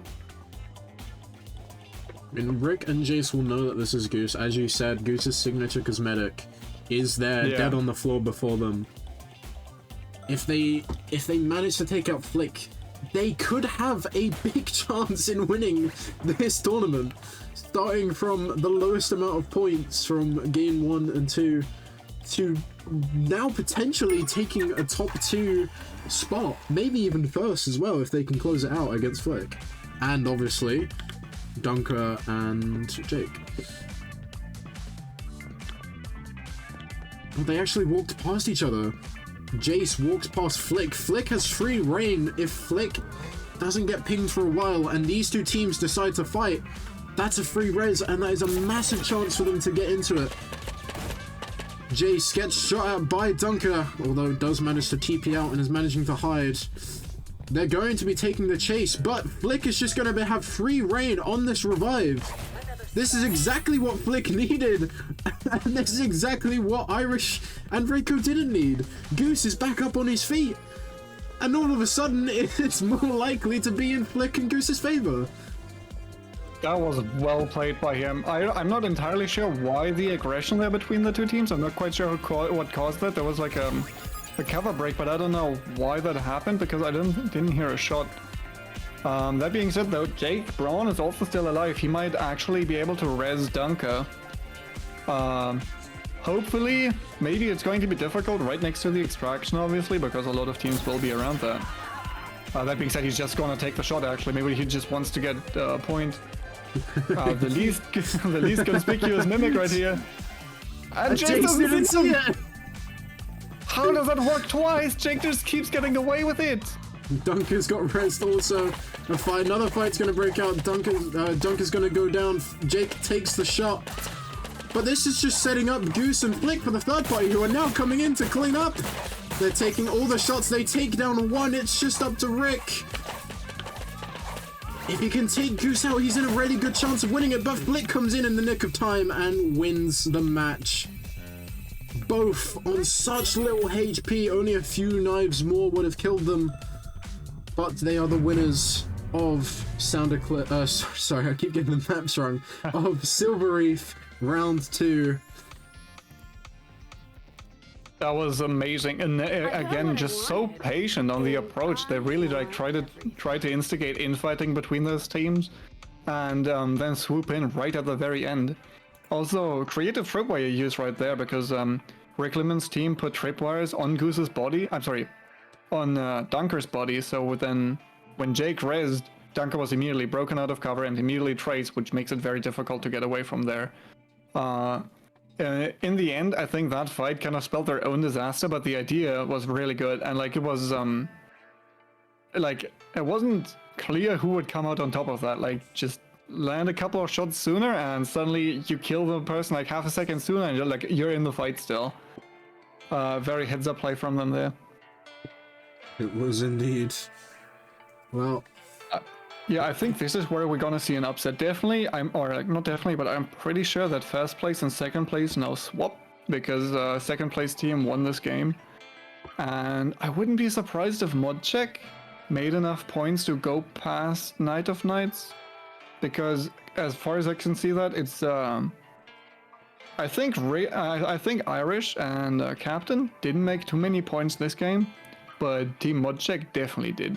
Team Modcheck got a lot of kills. They entered the vault. They played this very well. I think they killed the same people from the same team multiple times. So, we'll have to wait and see how that pans out. But like I think first place, second place, and third place are very, very close to each other in terms of points. We will find out eventually what the points are. Lovely Megan is currently scoring them. I'm trying to make sure the lobby is set up. Yeah. Because lobby bugs, we love them. I have also removed someone and forgotten who I removed, which is great. Jake, that's who I removed. Duncan needs to invite them back. Yeah, we're going to Dome and Spire, back to Dome and Spire now.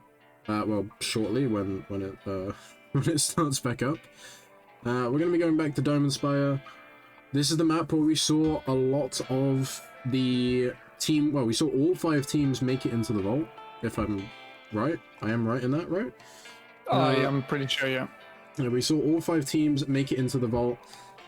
Do you think we'll see all 5 make it back in the vault this time, or do you think we're going to see some differences? Because we've already seen some differences with the hard sell and the silver, well, maybe not Silver Reef as much, but do you think we'll see any differences in this match? I think what is going to happen, like maybe like 1 or 2 people die before the vault opens. I think it, like, I cannot say for sure that all the teams are going to make it to the vault phase. That is possible, but it's not super likely. But I don't think there are gonna be a lot of fights before the vault starts. Like, usually when you play competitively on Diamond Spire, a lot of, like, when you get grab package, a lot of people are going to show up on your scan.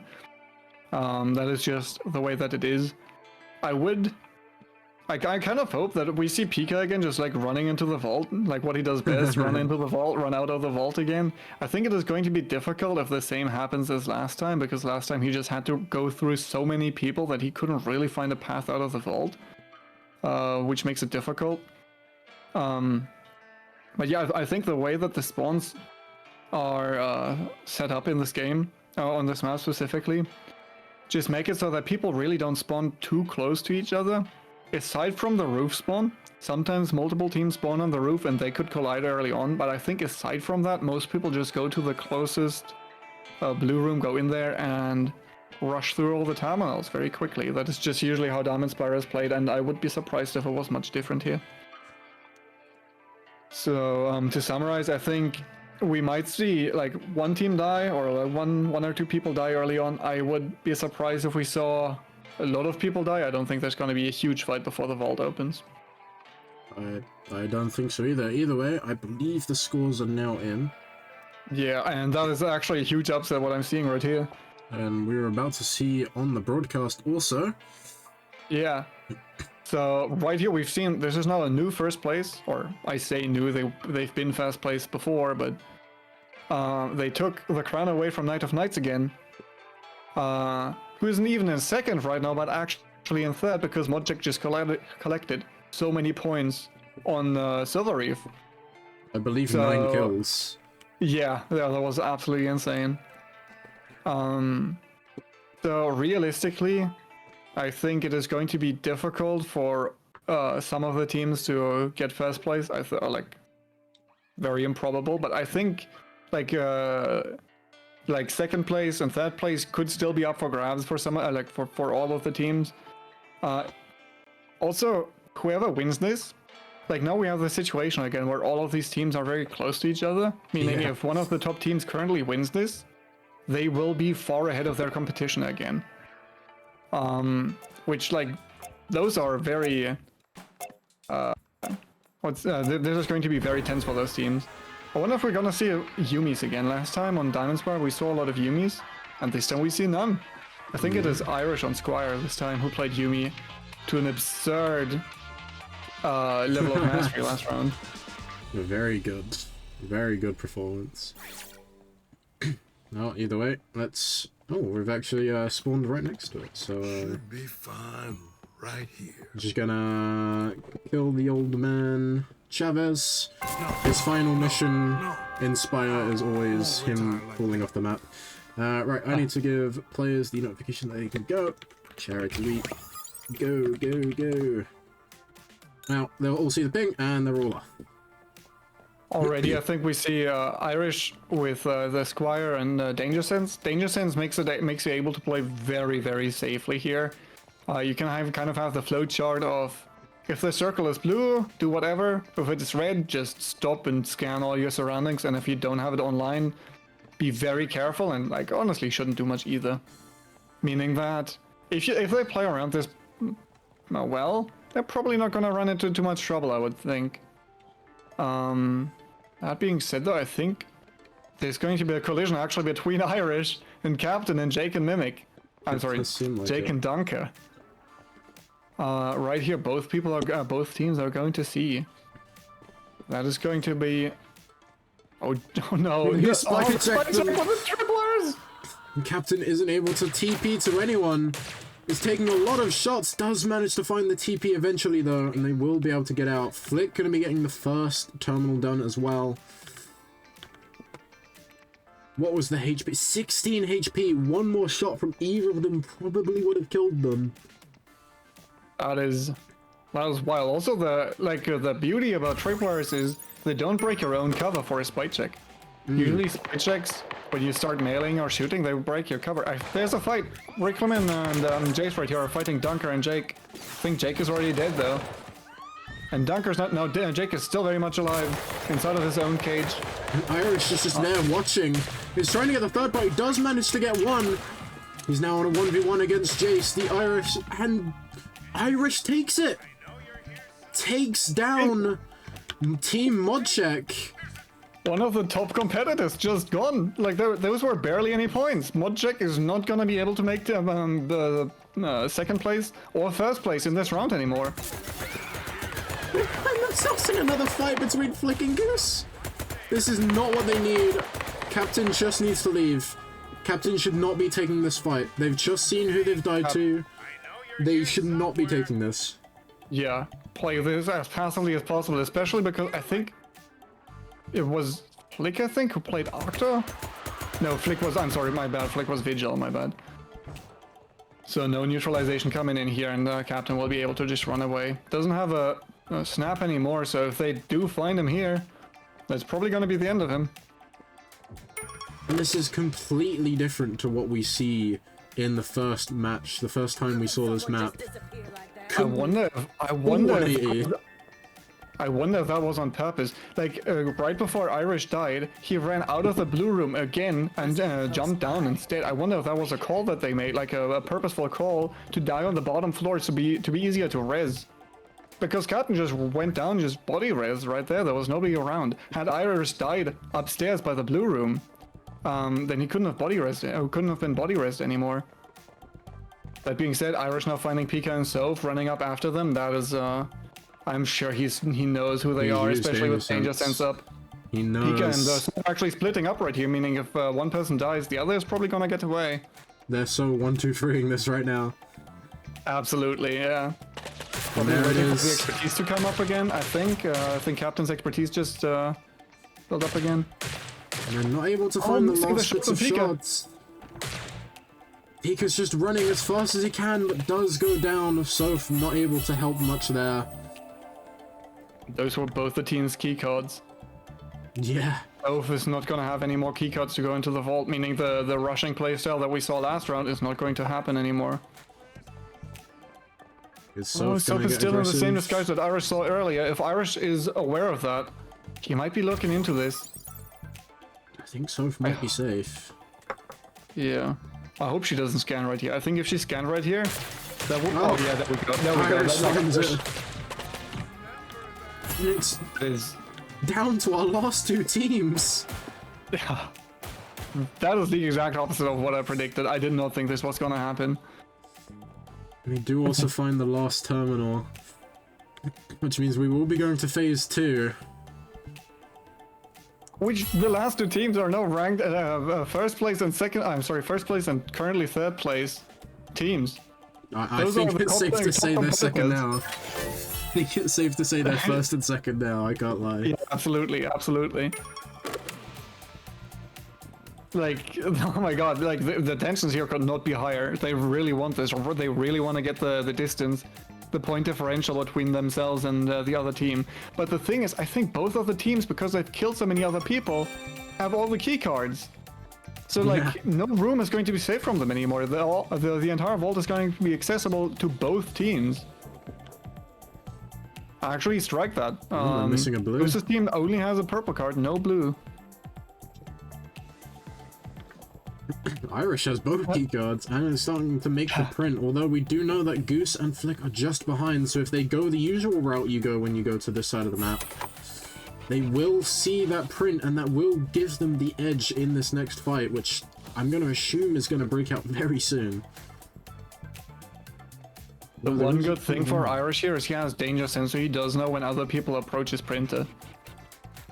It's on And cooldown. I think Goose and Flick are gonna start another printer a bit further outside of the vault. Yeah, they don't hear it. Well, now they hear it. Now Flick has heard that print. Surely they know now. They would have probably suspected it's been taken as well, so we're going into phase 3.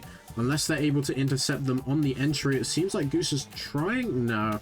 Goose is placing down their trap with the expertise 2 of Cavalier. Yeah, this radius is so huge you can cover almost all of the doors leading into the central corridor.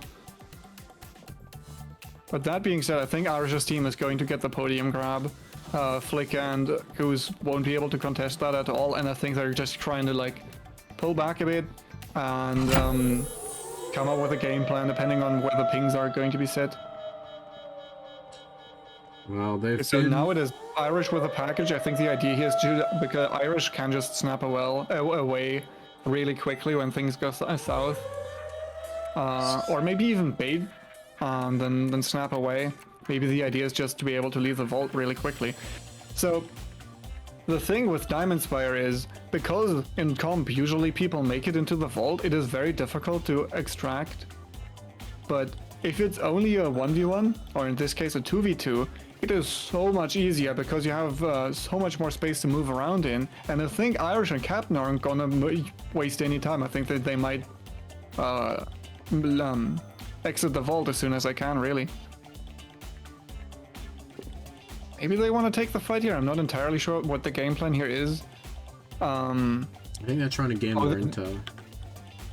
Yeah. Yeah, they are. Captain needs more intel to get those scans off. Captain needs more intel, and then know that these people are behind the door. The door is great. You can look through it, but you are completely safe from any shots, meaning that if you want to engage, you have to run up to it and be really close range, and that is super risky, obviously. There's no utilizing the E2 to lock down that side of the vault entirely. They cannot leave through the door anymore without being scanned. It might be an idea for Irish to open all the doors here so that they don't know where the package carrier is. In case they expect the E2 to come out here. I'm not entirely sure if they're aware of that or if they think that that Goose is playing with E1. I mean, I personally wouldn't expect to see a Cav Expertise 2. I think I would commonly expect to see the Cav E1. Yeah, So I think it is a bit slept on. I think I feel like a lot of people don't really have it on their radar necessarily, but it does, like in this situation, for example, it does give you a lot of value. We can see the teams staging very, very carefully now, kind of like poking and prodding and seeing the. Yeah, exactly. Goose just wants to reapply next to the other door. They really want to just know where they're leaving the vault. And Captain and Irish are just really slow and methodical, very careful. They don't want to give themselves away. They don't want to overextend and get shot at.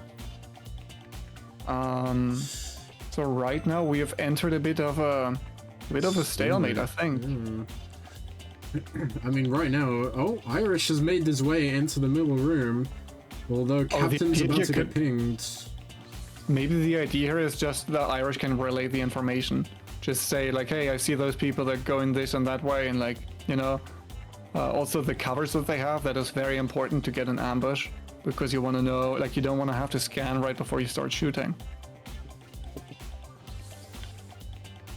Captain now finally left, but I think Captain was traced by Goose. They've already been traced. They've used it up.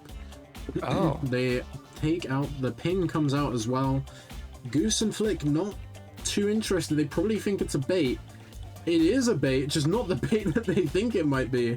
Irish is just trying to tail behind them. Captain's now going to be able to make their way out, and Goose is going out. Goose is going to set up another trap. This is such a smart play. Irish just splitting up right here just to give the information of where the team is moving. Like, Captain doesn't have to scan.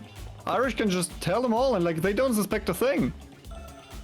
Like he can just say like tell them all the movements, right? What they're doing. Like, hey, they're coming up with those disguises right now.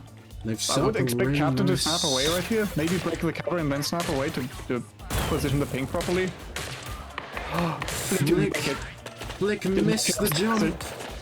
They're having both teams are having a 1v1 each. It seems like Flick is gonna go down first. Goose tries to get in to help, but Irish places down the shield perfectly. Is gonna intercept the resurrect, wait for the teammate to come in as well. Goose is on 12 HP, and the Knight of Knights are going to once again take Diamond Spire. It is their map, it is their home, and they're gonna take first place back.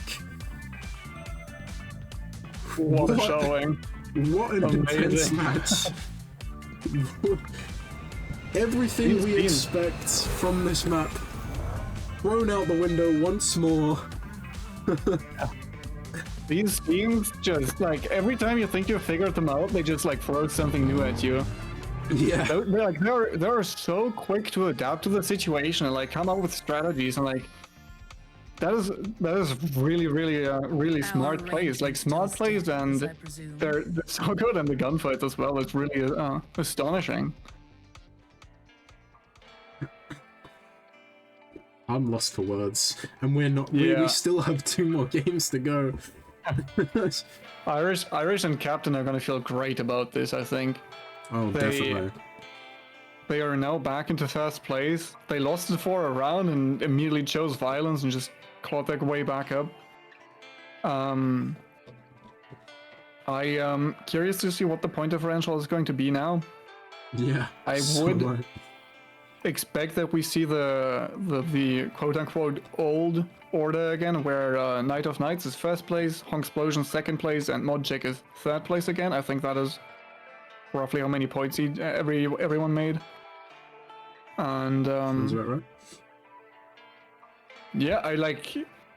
The thing is, we have 2 rounds now, and meaning that like there's going to be 2 winning teams again, or like, from this point onwards. If Knight of Knights wins one of those 2 rounds now, they've pretty much just won the game. Like they've pretty much just won the tournament. One more win for Knight of Knights, and I don't think anybody can catch up really. Irish just said he did it for the fans. But also on the flip side, if someone like Goose or Flick or even Jace and Rick, either of those 2 teams win this next match, then it will come down to that last match of Sound Eclipse. Absolutely. Was the match that started off Jace and Rick's dominant performance that we've seen from these last couple of matches. Maybe unlucky in that last match we just saw, but I mean overall it's still well, okay, maybe not anyone's game, but out of our top 3, any one of them could win it, and these next 2 matches are going to be incredibly vital in determining who does it. And I think a factor of this as well that we need to consider, that we don't talk about too much, but is quite a big factor and has maybe changed the outcome of some of these matches, is we're going to go to Fragrant Shore on NA servers, and then we're going to go to Sound Eclipse on EU servers. Now, we have about a mix. We have a mix. It's mostly lenient towards the NA side, but there's a decent mix of EU to NA players in this. So, do you think that will be a big factor as much as I think it will be in these last 2 matches, or... Because we haven't really talked about the ping and stuff. We had one instance where Goose tried to poof out, but couldn't because of we assume the ping and the delay that already is when you use his expertise. Do you think it's going to be a massive factor? I mean, I think there's like the occasional no-reg, and some agents are just more affected by that. For example, if you no-reg on Ace, suddenly that is like an entire magazine gone, basically, whereas when you no-reg on Madam or Red, maybe it doesn't matter all too much necessarily. So I think there might be some like minor things here and there. I don't think, and I hope it's not gonna change the outcome of a game. That would kind of make me sad if a team lost just because of bad ping. But I mean, like, yeah, everybody's signed up for the same rules. Everybody is like the know what servers like playing on, and it's like 50-50. Like every other game is a home game. Or like what's the word? Like every other game they play on their own servers. So I think overall it is pretty equal. Yeah. I mean, they're guaranteed 5 games on their home servers on each map. Now, admittedly, there are 3 teams that have a mix of 1 NA player and 1 EU player, which is kind of, you know, in a way that's kind of good and bad, because it means every team on every match will have some little advantage with half their team, just based on the ping. But I mean, overall, I personally think ping will be a big factor in these last 2 matches, and players will definitely need to keep that in their mind, that is just a thing that can happen. Yeah, if there's like if they plan on doing like Lawson shenanigans, for example, with a package steal, Melees are very difficult on high ping, so I'd like you would definitely put that on the person who's playing with a lower ping. Or if there's only one Larson main, then they play Larson on the map where they have the ping advantage. Because, like, in this game, melee registration is very... what's the word? Unreliable. You cannot rely on landing that melee all the time. It's not the most consistent. Either way, I assume the points are done. So we're going to have a quick look at those. See how that match has changed, the scores, and see what could be of these next few matches. Night of Nights, 61 points. Not a massive lead, but definitely a lead indeed in first place. Second place is going to Honksplosion with 53, currently in second place. Third place is going to be Modcheck, only 3 points behind that.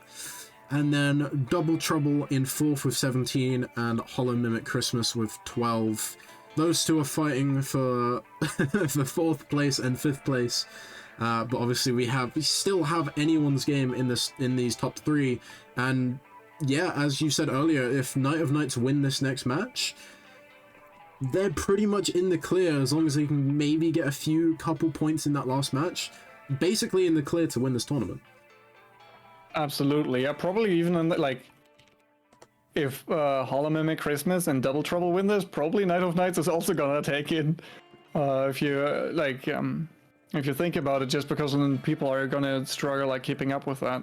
That being said, though, the difference between first place and second place right now is 8 points, which is a bit of a hurdle to overcome for sure. But like, I feel like you can definitely push past that absolutely.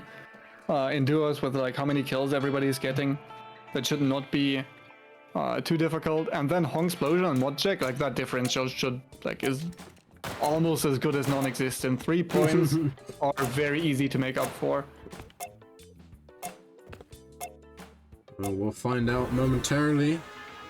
Only 2 games, that's not many games left to play in this tournament. Obviously, we've already seen 8 of the games being played, of which has brought us to this point. 2 more games on the line, still technically anyone's match to play with. I'm just going to tell the players to go from the get-go, because I can basically jump off the map instantly, which means they're going to be moving as we die, but that's fine, because we're already done. Yeah, that just speeds up the game. And it also means that the players can move instantly. One disadvantage of doing what we have to do, we don't have much choice, is that most of the time, if it's a long time to die, expertises will come online instantly, when they should be about halfway at the start of a game, which can change factors in fights. Like, getting Danger Sense from the get-go is very, very good. You can get a very good, very safe start. But yeah, exactly. Even someone like Larson, who has a very long cooldown, being able to get your expertise instantly, most of the time, phenomenal. What you need. But with a match like this, where I can jump off instantly, it doesn't matter too much. It's as if you've started playing and had to sneeze at the start of the match. yeah, exactly. I mean, that's really just it. This strategy of spawn rushing, where you just try to like eliminate other players as quickly into the match as you can. You're not supposed to be. But it is more difficult to do that when the defending person, the person that is being spawn rushed, already has their defensive expertise up. So that kind of changes.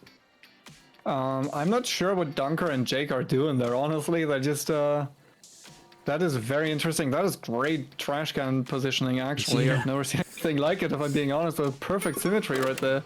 I would never expect that to be a mimic, I can't lie. Absolutely not. Like, I try to keep track of all the things around the map. Oh, I had a 50 cameo. pound! 50 pounds. Hold on, we need to see who this is. Let me put this on. It is Tyrannical Nemesis. Thank you so much, Tyrannical Nemesis, for the 50 pounds donation. Jesus, biggest donation and the first instance of the cat meow. Thank you so much for donating 50 pounds. That takes us to 100, which also unlocks Rickman's true form. But we can also have a fight breaking out. Goose and Flick take down the first. This is against Irish and Captain. Captain has no choice but to leave once again in this fight. They have to leave. They can't take the fight. Their teammate is down. There's no point in taking a 2v1. Wow. Like, it is insane to me how quickly those fights play out in this game. Like, this is not at all how it feels to me playing public matches. Because in public matches, I think every fight is just drawn out so much longer, but here everybody is like, the coordination is just on a different level. People are so good at following up on calls. Like, when somebody calls another player out, there's just an instant response by the teammate, and this is very well practiced. Yeah, and I think this is why so many people prefer duos, and why personally I think duos should be the standard competitive mode. Just personally, I think it's more fun to watch, I think it's more fun to play, and I think it's also a bit more balanced as well, because a lot of the issues with the game, realistically, in solos is, if you have weaknesses, that's it. Like, they're your weaknesses throughout the entire match. There are so many agents that will counter every other agent.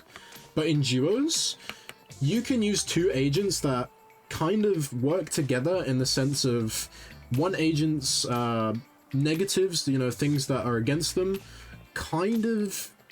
you can kind of change that by having another agent to help with that. For example, what's a good duo? Like, Octa is very good at finding agents, right? You mix that with someone else that maybe isn't as good as finding agents, to say like Hans or something like that. I mean, yeah, mixing that with Hans, who has really great opening fight potentials with his orb, and even just his pure damage output. You mix those two legends, that's a really nasty combo if you are looking for very quick and effective fights. Absolutely, there are just so many combinations to experiment with and to like try and make work. It is such an open game really for experimentation and like unique playstyles. It's very, very interesting. Real quick, I think we still have Flick and Goose close to two other teams actually. Pika and Soph are inside of A, and they're going to come out soon, probably running into Goose and Flick. There's a drone right here. I think the drone is from Jake's team. Jake and Dunker right here, I think, are just trying to stay low-key and droning around. Exactly. So you see Dunker playing with the Mimic to stay pretty much impossible to spot, and then flying around with the drone to have a good idea on where everybody is. I'm not entirely sure if they want to follow up on that or if they just want to collect the intel afterward. Jake Braun, okay, yeah, they just want a Yumi dive bomb with a... So the third Yumi passive makes it so that every time you break a gadget as Yumi, the gadget creates a small EMP bubble that breaks other people's cover. And that is a really great initiation tool because you can just fly that into somebody, break the gadget, and they will have the cover broken. But you won't, because recycling a gadget does not break your own cover. Also, I think it's interesting that somebody was on the boat right now. This is kind of what I was talking about last Fragrance Shore game, that at one terminal remaining, the game kind of crawls to a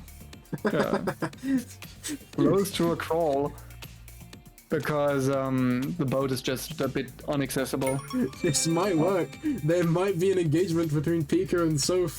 Yeah, actually, absolutely. They might do it. They haven't noticed, and they do get the ping. But Soph TP's out as soon as they get pinged, so Dunker's now left in a really awkward spot where they have to take a 1v2 because Jake's just perfectly hidden. Jake has no reason to unhide here and does manage to go, well, the first one, Dunker does manage to go down. Pika and Soph barely harmed in that fight either. Gonna be making their way into the vault. I'm confused what happened there. Like, you said Soph TP, but Soph was playing red. Oh. Like, she couldn't have TP'd. Oh. I to me, no it kind of looked happened. like... yeah, I don't know what happened there. It was, some bug appeared, apparently. Or maybe I was just looking at the wrong... I have no idea. Yeah, I'm confused as well. To me, it looked like the Douglas was one of those two players when they started shooting. And they must have thought the same thing, so... Who knows, really? Anyways, Soph just started to print and her team has all the key cards that they need, so we might see another Team Pika grab, actually. Like another Team Pika grabbing the case again. Team Double Trouble. Rickleman is looking for a printer, Flick is looking for a printer, all the top Flick's teams right now are hero. looking for printers. Flick's gonna They hear hear this the one. printer. Oh no. And Goose is here too. They know as soon as that card gets picked up, they know exactly who it is, and they already start to take the fight. Expertise 2 on the last one's gonna come out. Soph, though, is kind of stuck, does manage to get invisible. Got a little bit revealed by their cover. No, Like a little visual bug there.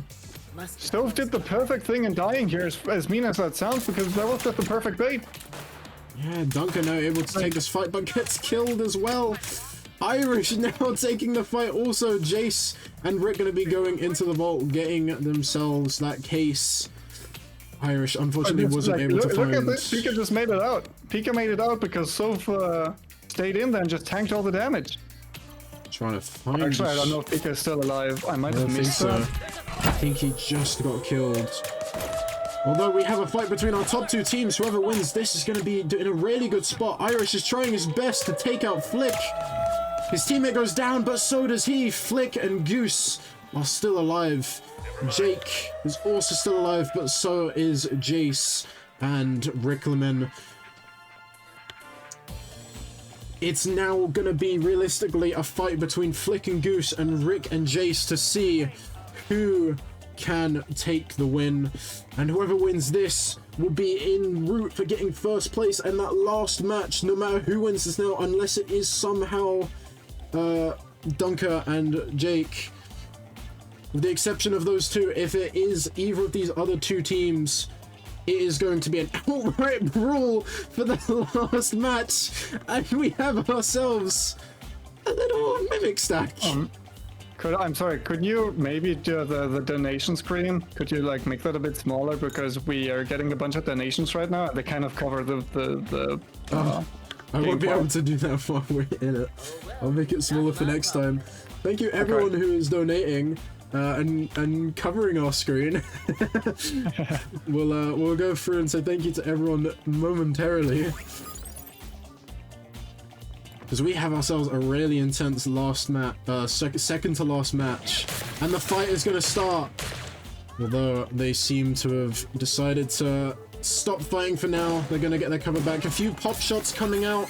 They are actually looking to take this. They're looking to take out Goose early, and they do, but so does Jace. It's now a 1v1 between Flick and Reckleman. Whoever wins this is in a golden position, but Flick takes it and wins the match. Oh my god, this is, dude, weapon 3 on Larson is just so good at taking these surprise kills. That was insanely precise from him. Very well played right there.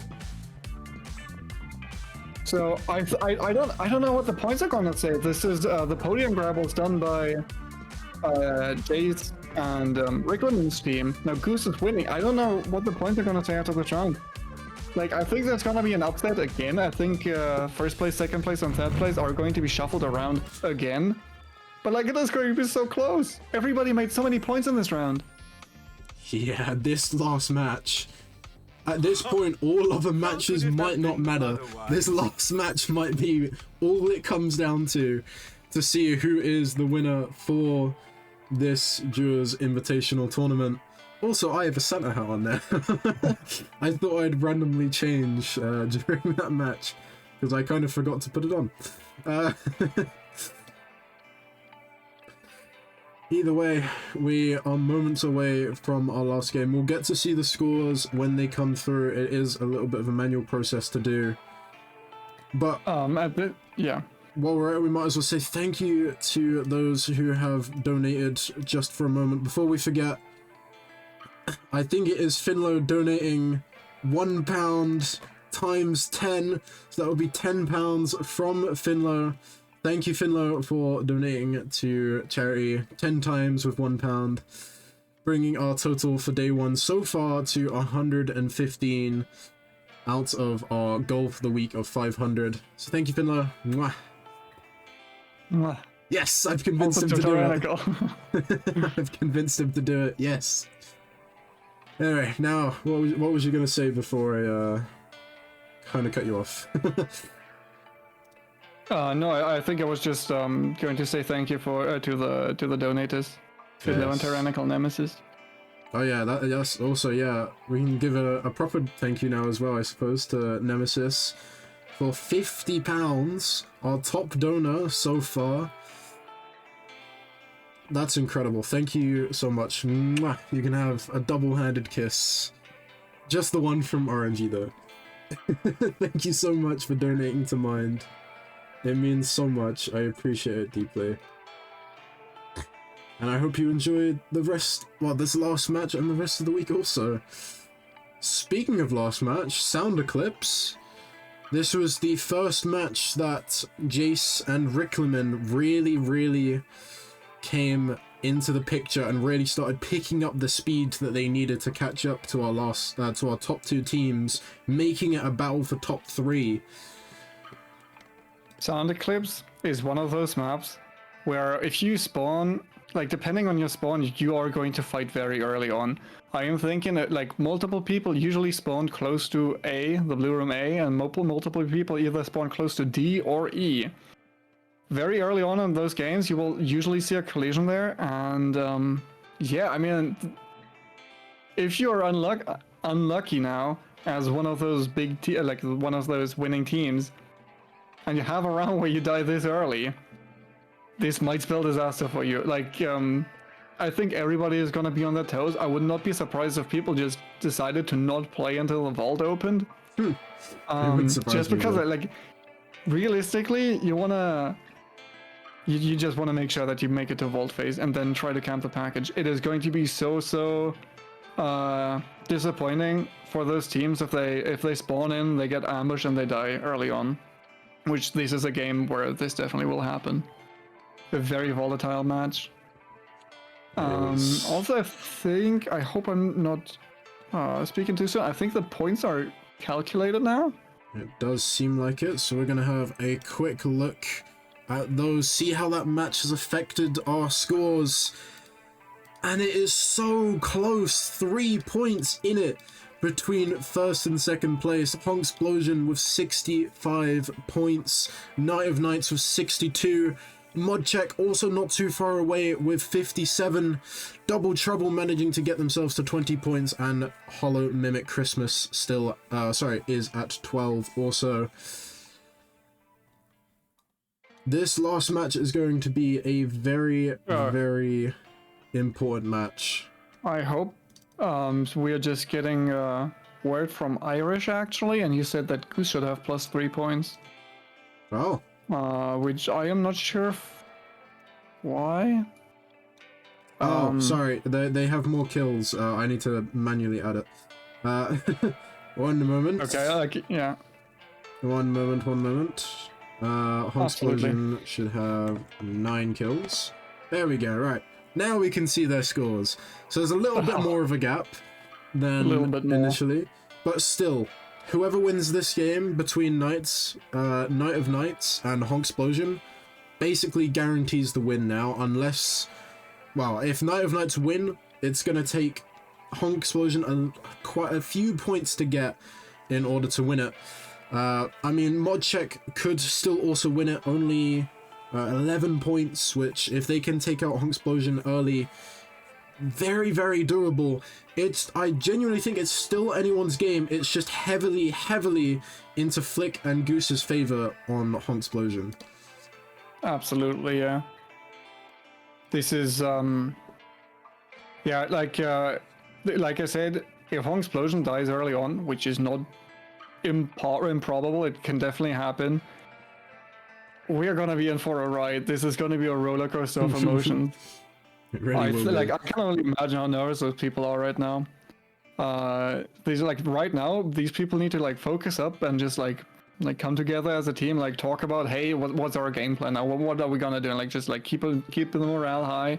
All of them have a realistic chance of doing this. Even though, like being in third place, it might not really feel like that necessarily, because like you think there's like a lot of points between you and first place, but realistically it just takes one good round, and all of them have delivered good rounds before this game. Oh, most definitely. You know what I would like to see? either Pika and Soph, or Dunker and Jake coming out in the last moment and winning the last match, Well, which would be really hilarious, yeah. would be really great. confuse the point system in terms of who would be the winning team. Either way, we're gonna switch to the gameplay now. We're gonna have a quick peek, run around, see what we can see what our players are playing. Soph and Three Vigil, that is- teams. Yeah, Soph and Vigil played the Larson last time they had to play Vigil. Although they do have a little bit more range in which they can play in this last match. We're going to see Flick pulling out the Sasori as well. We know that Irish can't play Sasori again for the sake of... Am I on the right servers? Yes, this is the right servers. This is US. Oh wait, is that the right servers? I believe last time it was EU, yeah. Let me double check. Let me double check. No, we're on the wrong servers. Cool. Alright, we're restarting because I'm stupid. Look at me go. I'm glad someone pointed that out. So we're gonna go back to me. Last game, we're gonna keep everyone on the edge. Also, I've talked to Soph between during one of the breaks, and but no, okay, okay. Let me rephrase this. I think a lot of the players are maybe getting exhausted. Like playing 10 games of deceiving, sure you can do that. By playing 10 games under the pressure of it being a tournament, that is like mentally taxing, right? Like when you play in public matches, you are kind of chill, maybe like goofing around, whatever, like telling jokes or whatever, just like having a good time. Playing competitively, it is very draining because you have just to be aware of so many things, right? So many NPCs around you, so many like things that could happen. And I think the best team right now might actually be the teams that just handle this sort of exhaustion the best. And also, just another thing, Egg Being has donated £50 as well, commenting an excellent cause, greetings from Canada. Hello from Canada, from the UK, and from Germany, from Hello. Ranji. Thank you so much for the donation. Mwah. Thank you so much. Mwah. You have brought our total now to 165. The third redeem has been made, which is me eating spicy food. I don't look forward to that. That will How probably spicy be... are we talking? It's probably the hottest you can get from Nando's, if I'm honest, which is extra hot, which is going to kill me. That will probably be at some point this week. I'll make sure to give a full time and date for that, so everyone is aware that will be happening. But thank you so much for the 50. Thank you everyone for the amazing support with the charity stuff today. I really appreciate it. And we, you know what, we're, 100 and, how much are we at now? 165 in. We've still got 6 more days and a bit more time after this. We're getting really close to our goal of 500 already, which I am so happy about. I'm so thankful for. So thank you absolutely everyone for what you're doing.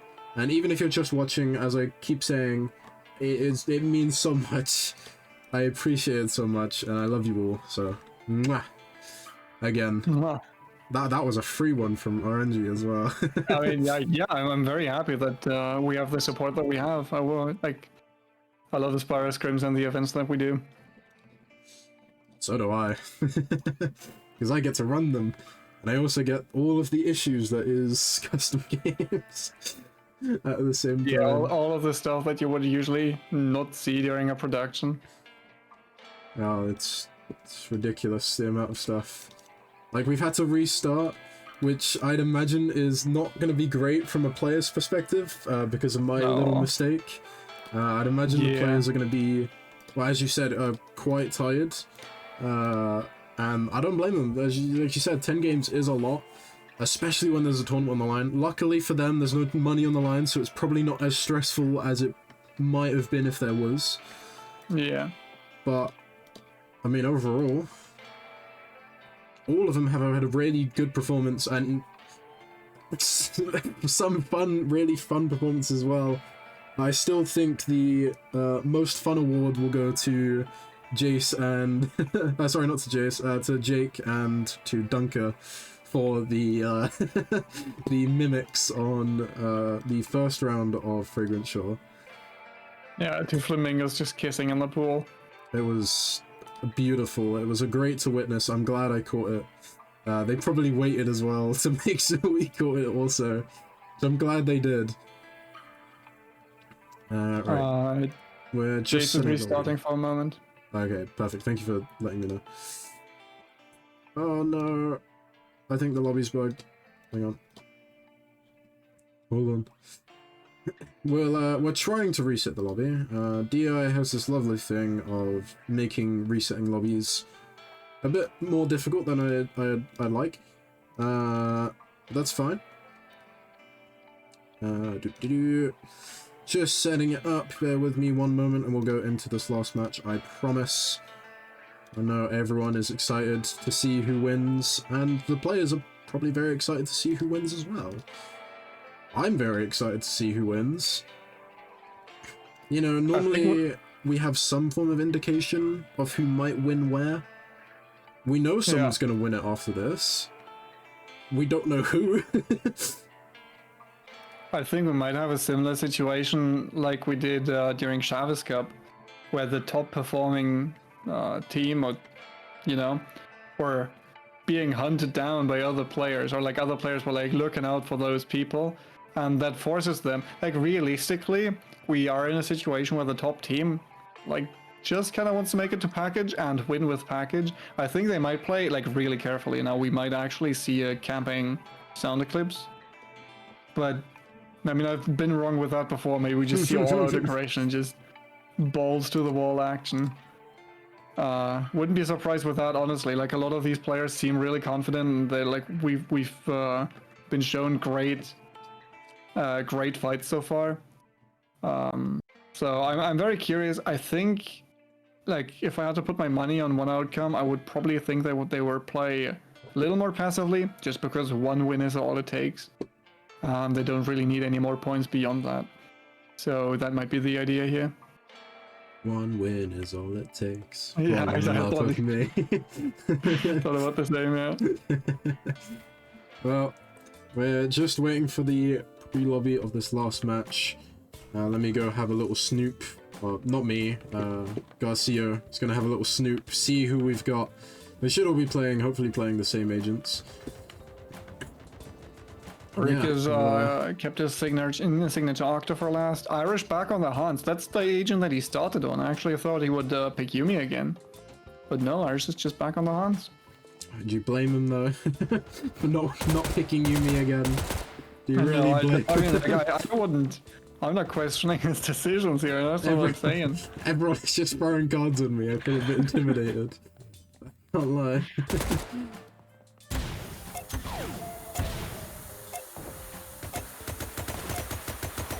Right, I don't think there's any issues this time, which means we should be able to start up as soon as the guards decide to kill me as the observer. So we'll find out. This is now the time to see who is going to be our champion. I see a VIP. Not that that means anything. I mean, if you punch the VIP, that's a ticket to Reiki 3. And gods. I am the victim of deceit. That Douglas needs to be fired. He needs to lose his job, dude. What is this? Worst gods in the world. Okay, we're gonna have to find another god. Maybe you can take fall damage as well, but... Oh yes, that is true. Oh wait, that doesn't do enough. Oh gods. Oh, anyone. Oh my god. This is now where we see me really struggle to do anything. This is interesting. I thought Sorry, I just saw them. I would imagine that that is Irish and Captain right here. Also, I'm surprised. I always thought that fall damage was increased with heat, but apparently no. It seems not right. Finally found some guards that can shoot us. Matt Douglas is definitely getting fired after this, and so are these two guards. God. I am Heat 3. Thank you. Right. Now the We're players are looking into going. the final game. Everybody has their expertise on line now. That's just the it was nature Pika and to Soph. killing yourself like that. It was actually Soph and Pika. It wasn't even Irish. Plus Even though 1 Irish point. has started teabagging every game. Plus 1 point for those, I think. The little dance moves that they provided us at the start. You know what? Out of 10 games, we've only had 3 issues. And one of them was me. I will take it. As far as deceiving goes, that's a good score. I believe we only had 1 issue in the Solar's Invitational. That is the record to beat. We had so many in Chavez Cup as well.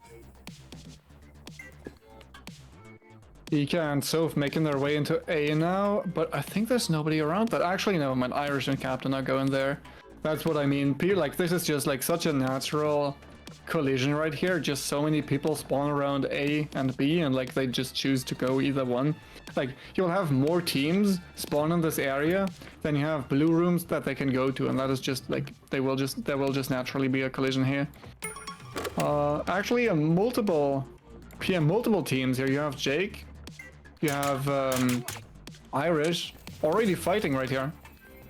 But the shell is going to lock them out of the blue room. Just regroup, recover, probably eat some food. They know that, or that they can expect that this room was already taken, so they don't need to go in here. And I mean, we said that Jace and Rick, this was the map that they really started picking up the steam and getting points on the board to get them where they are now. And I mean, correct me if I'm wrong, we're seeing the exact same repeat from last match. They're the only ones on the DE side. Everyone is on the AB. I mean, Soph and Pika are towards C, but, you know, they're still kind of on this side of the map. Absolutely, yeah. We have 3 people on the AB side, and there's like, I think this will lead to a fight here. I think that's This is actually a bait box. This is not a real fight. This is a bait box by the counter back there. But Captain and Irish, I think, are actually falling for the bait. I think they are slightly. And they're actually using it quite good. They're cutting it off at a specific time when only a few shots have gone off to try and simulate a bit more of a fight. Yeah, like players like these, good players can, if you hear enough of a bait box sound, you know that it's a bait box and not actually players shooting, because the sound is like different. It's like a bit unnatural. You can like, it's hard to put your finger on it, but you can definitely tell if you're like experienced, which these people definitely are. Irish, I think, is between Dunker and Jake. What is this? What are they doing? Well, they've definitely heard Captain do those objectives now, and now they probably will know that's a player. Dunker only has 8 bullets in his gun, which isn't going to be a lot. One good assassination right here, and they can't even get. The shots come out. Irish is just going to run, so is Captain. They know that they have to win this game in order to get any points on the board. The chase is going to come on. Never mind, they've lost them. They aren't able to find them. Captain and Irish getting away. Seems like they're actually panicking. Single-handedly won them the game here, if I'm being honest. Like, they couldn't chase after the smooch anymore. Dunker could, but he didn't have any ammo, so the slowdown from Red's expertise was amazing. Really good spot for these. We see Soph going down. Rick and Jace trying to find the last kill onto Pika, and they do find it. History is kind of repeating itself right now. Jace and Rick going to be the first ones into the vault, and also going to get that keycard on and start getting their way into that vault. But Goose and Flick are just around the corner. Jace doesn't have his purple, which is his social. They are going to be able to grab the keycard, and they are going to be the only teams able to go into the vault. Although Goose and Flick are on their way. Are they going to see it? If they can see it, which they do. This is a really good fight for them. Jace is going to go down early, and so's Rick. That was, oh my god, that was such a good assassination. This is just what they did in the first round as well. Really calculated, just walk up to the people, get into a good position to start fighting, and that's absolutely, like, take their lunch money, honestly. There was, like, nothing they could have done there. GG's. Go next. Like, they're out of the tournament now. Dunker's just a telescope right here, okay? The Reds did come out, they're taking the fight. Irish and Reiko need to win this if they're going to continue fighting. It seems like they're choosing not to. I think Dunker has run out of bullets again. They can't fight. If Irish decides to push this right now, that's probably just a free kill because Dunker doesn't have any ammo. I mean, the reason why he doesn't have any ammo is because he hasn't managed to get his gold ship, which is his ammo. I'd like to imagine that's why he has no ammo right now. Either way, down to our last 3 teams. 2 of them can win it. But will Dunker and Jake be the factors? Maybe they win it, and then maybe it comes down to just who has the most points, which I believe is going to be Goose and Flick. So I think the only way Irish can win this now, Irish and Captain can win this now, the Night of Nights, is if they win this match. And it's not going to be easy to do. I really hope that Dunker and Jake, like, this sounds mean, but they could kind of just ruin Irish's game right here. Just by like this exactly. They don't even need to win. If Goose and Flick swoop in right now, yeah, this is just what's happening right now. Watch this. Flick is just at them now. Reiko needs to help. Irish, she's so low on HP and he's poisoned, which means he's not going to be able to heal anymore. Reiko just can't catch up. A nice block, a nice dodge from Irish, but Irish is going to go down. Goose is nowhere near to be found. Flick is on 30 HP, but is able to heal. And the captain is about to kill Flick. 7 HP, Flick is about to die. But no, Goose is taking over. One more shot and Goose will win it for the team. Captain has to get out. Does have Kiss, but isn't the heal one. Might be able to find the res if they're quick. Goose doesn't seem to want to engage on it just yet. Neither does Flick. They're both on little HP. This game is not over yet. This game is not over yet. They actually, Flick is going up to the body again. Half health, and the res has come out. If right they figure it out, this is a player though, right? They surely know that this is Flick. No, they I don't think so. Never mind. They have no idea. All they know is the extraction has been called. There's quite a distance between them. If Flick decides to take this fight, it would be in a really good spot. Irish has been neutralized. Is gonna try and intercept. Can't really fight here. Irish does manage to get on, takes the 1v1 with Goose. Down to 16 health, goes down. Captain is also on 15 health.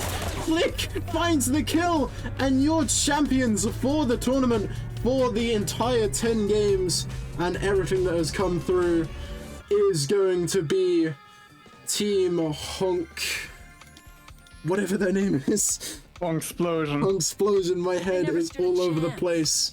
They take the win in the last match, which will solidify their win overall in the entire tournament now. What a match. Oof. What a match. What a match indeed. That was like anyone's game up until the very last moment. Yep, up until really the very last was. moment. Had I sniffed out Flick there, Goose would have just lost on the spot, I think. Like, I don't think he could have bounced back from that. That was so risky from Flick, but also such a good idea to just, like, be able to, like, scout their position and, like, be able to shoot them in the back. Wow. That was, yeah. That was just really... wow, yeah. I mean, well, we'll have to wait for the points, but I find it hard to believe that Goose, or, like, Honksplosion didn't win this. Oh, they 100% must have. We'll get to find out who got second, third, fourth, and fifth as well, and then after that, we'll have the interview with the winners.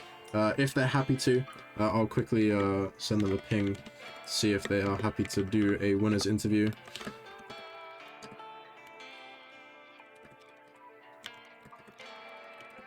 Interview. Well, that has been the day. I mean, I'm pretty sure they've won. Yeah. I think it's safe to assume that they did win. Like, honestly, at the very start, I was like, I was really impressed. Like in the very first round, I was really impressed by Goose's and Flick's team. But after that, Irish and Captain just put on a clinic, and I absolutely tore through the competition. And I thought like, okay, like maybe like Irish and Captain now like warmed up and they're like now in the zone. No, it turns out Jason Frick fucking swooped in and like became really like warmed up and just very dangerous, right? And suddenly we have like almost a 3-way tie, like, and they just like keep trading blows, keep like it's never really clear who is like at the top now. And the very last game, like anybody could have won that really, up until the very last moment. Well, I'm gonna be getting Flick into the server.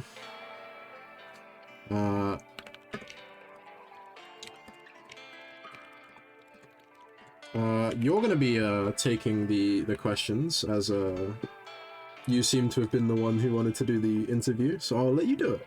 That sounds nice, right? Yeah, I'm looking forward to it. Alright, let me just invite create invite Flick. Also, before you sign off, could you show chat the points? I think were calculated already. I hope I'm not speaking too soon. Let me check. Yeah, they look done. So we'll get to look at the final scores while we just wait a moment for it. First place is going to be Honksplosion, 81 points to their team, to their name. Going to be taking first place. In second place is going to be Knight of Knights with 65 points. Followed just behind in third place is going to be Team Modcheck with 61. Double Trouble are going to be the team to take fourth place with 23, and a Hollow Mimic Christmas going, even though gave us maybe some of the best moments overall with the funny stuffs, are going to be the team unfortunately getting last place.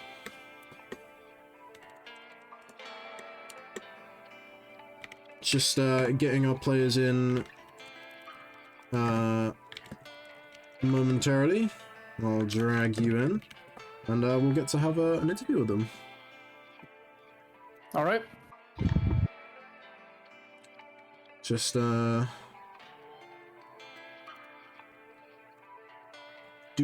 just getting it to work. Bear with me a moment. Oh, wait, are they in? Hello? Oh, they're already in. Alright, RNG, take the floor while I set up bringing these two on. All right. Yeah. So congratulations on the win. That was a fantastic series, but like especially the last game was really exciting to watch. Thanks. Thank you so much. But I mean, like, yeah. How do you feel after this now? What's your like heart rate at? Well, you know, it's way too high to be sustainable. Definitely a little hungry and tired too. Yeah, I can imagine. You must be exhausted right now, right? After 10 rounds of this. Yeah, scrims is usually what, yeah. like an hour and 15 minutes? And then Yeah, and this was like 3 hours now.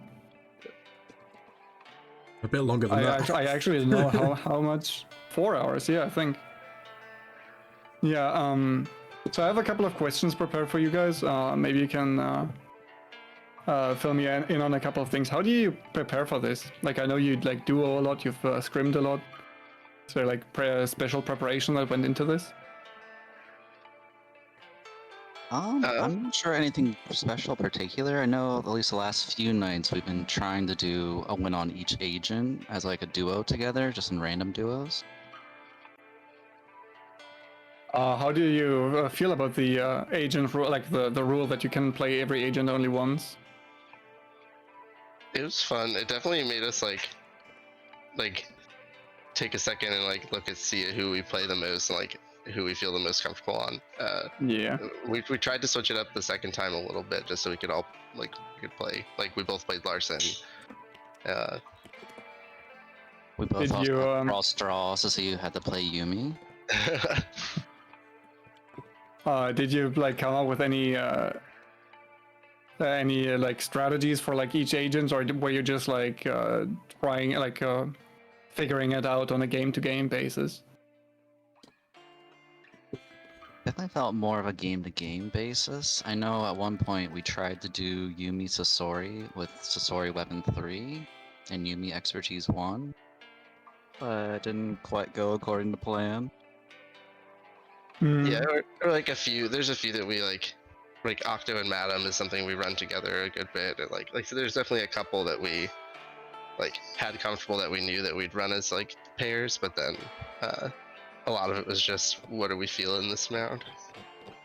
Yeah, so we saw you like pick up a lot of points. Like you were like, to me it looked like very calculated when you were like setting up ambushes and you were like trying to take out opponents really quickly. Was it like, would you think that you try to play aggressively, or is that just something that like happened in the moment? Was it like, did you like try to have this play style of you take out the opposition, or is that just something that like happened in the moment? I think it was happening in the moment in the first round of maps, but then second round of maps we were definitely focusing more on trying to play more aggressive and take people out before they can get points. Right, like I think that's like quite the difference actually to solos, where you see a lot of very defensive plays actually, with fewer kills. Yeah. Yeah, so the last game was very tense. We had 3 teams that could have realistically just won the entire tournament. So basically it was either you guys win, like if you guys win, if Raiko and Irish win, or if Jace and Rick win, whoever does, that team then takes the tournament. Did that like change anything about your plans? Did you like feel any different? Did you like enter the go into the game any differently? Maybe not specifically the last one, but I know the like last 4 when we got back to like the reset, we kind of took a moment and we were like, hey, here are the 4 champs I want to play, here are the 4 I want to play. Let's like make sure that they work. So like a little bit of pre-planning before the last game, but not necessarily like right before for the very last one specifically.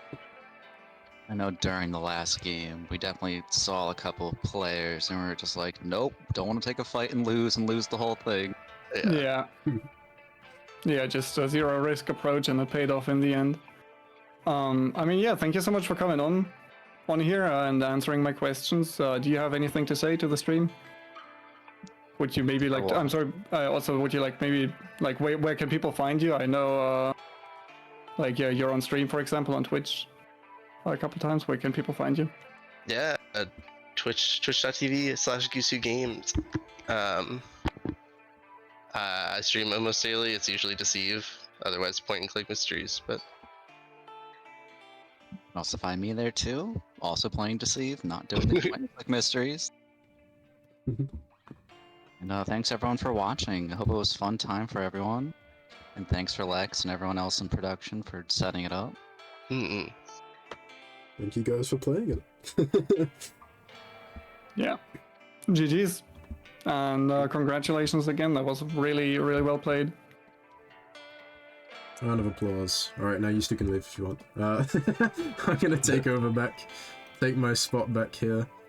Get rid of these guys. Ah, they're already gone. Once again, massive congratulations to our winners, Honksplosion. We had a little interview there, last minute put together, but a round of applause overall. This has been the end of day 1 for the charity week. Yes, week. This is a whole week of activities and fun.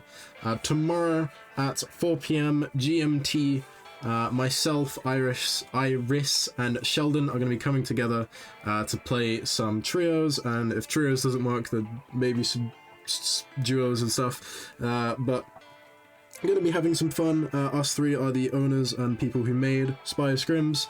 So we're going to be getting together and showing how much we truly love each other. And then that will also be followed by at 9 PM GMT, which is an hour ago if you don't live in the GMT time zone. an hour and 9 minutes ago. We'll be joined by First Glitch, who will be hosting the Keybind Chaos event, in which for every £2 you choose to donate to charity, you can also choose to mess up one of his keybinds. So you can make his walk forward button I, and his move backwards button D, and his ability Q, or whatever you want. So that will be really fun to see. I hope to see you all there tomorrow. This has been it for myself and Orenji. Orenji, would you like to give yourself any plugs for being here today before we sign off? I mean, yeah, you can find me on Twitch/OrangeMan. I play Deceiving almost every day. I play Deceiving competitively when you have enough players to fill up scrims. And yeah, I love this game very, very much. And thanks so much for letting me be a part of this. Thank you. And thank you again for everyone watching and for donating. Let's do a quick final look at what we managed to raise in day 1 out of 7. Oh, some more had actually came through as well, which I have just missed and have only just noticed, so let's go through and say thank you. Helene, with £25 donated to charity, says, miss you a lot, hug. Both of you are looking amazing. Helene, you also always look amazing. Thank you so much for donating to charity. Mwah. We also have Jamie donating £50 also to charity. Double kisses there. Mwah, mwah to Jamie. Thank you so much. And Anonymous with £20 as well. Thank you, whoever you are, for donating that too. Mwah. That takes our total today to 260 in one day. We've already managed to reach half of our goals. And we've also unlocked the Qualities Made Dress stream. So that will be coming at some point. Thank you so much, everyone who's donated. Thank you so much for everyone who's watched. Thank you for the players for competing today. I know it was a bit long and stressful. Thank you, Orenji, for casting with me. And thank you, everyone, for the first day. This has been complete. As I said, we move on tomorrow at 4 PM, in which I hope to see you all there. So have a good rest of your evening, rest of your night, rest of your day, and I hope to see you all at 4 PM tomorrow with myself, Sheldon, and Iris. Goodbye. Goodbye. Oh, I need to switch scenes.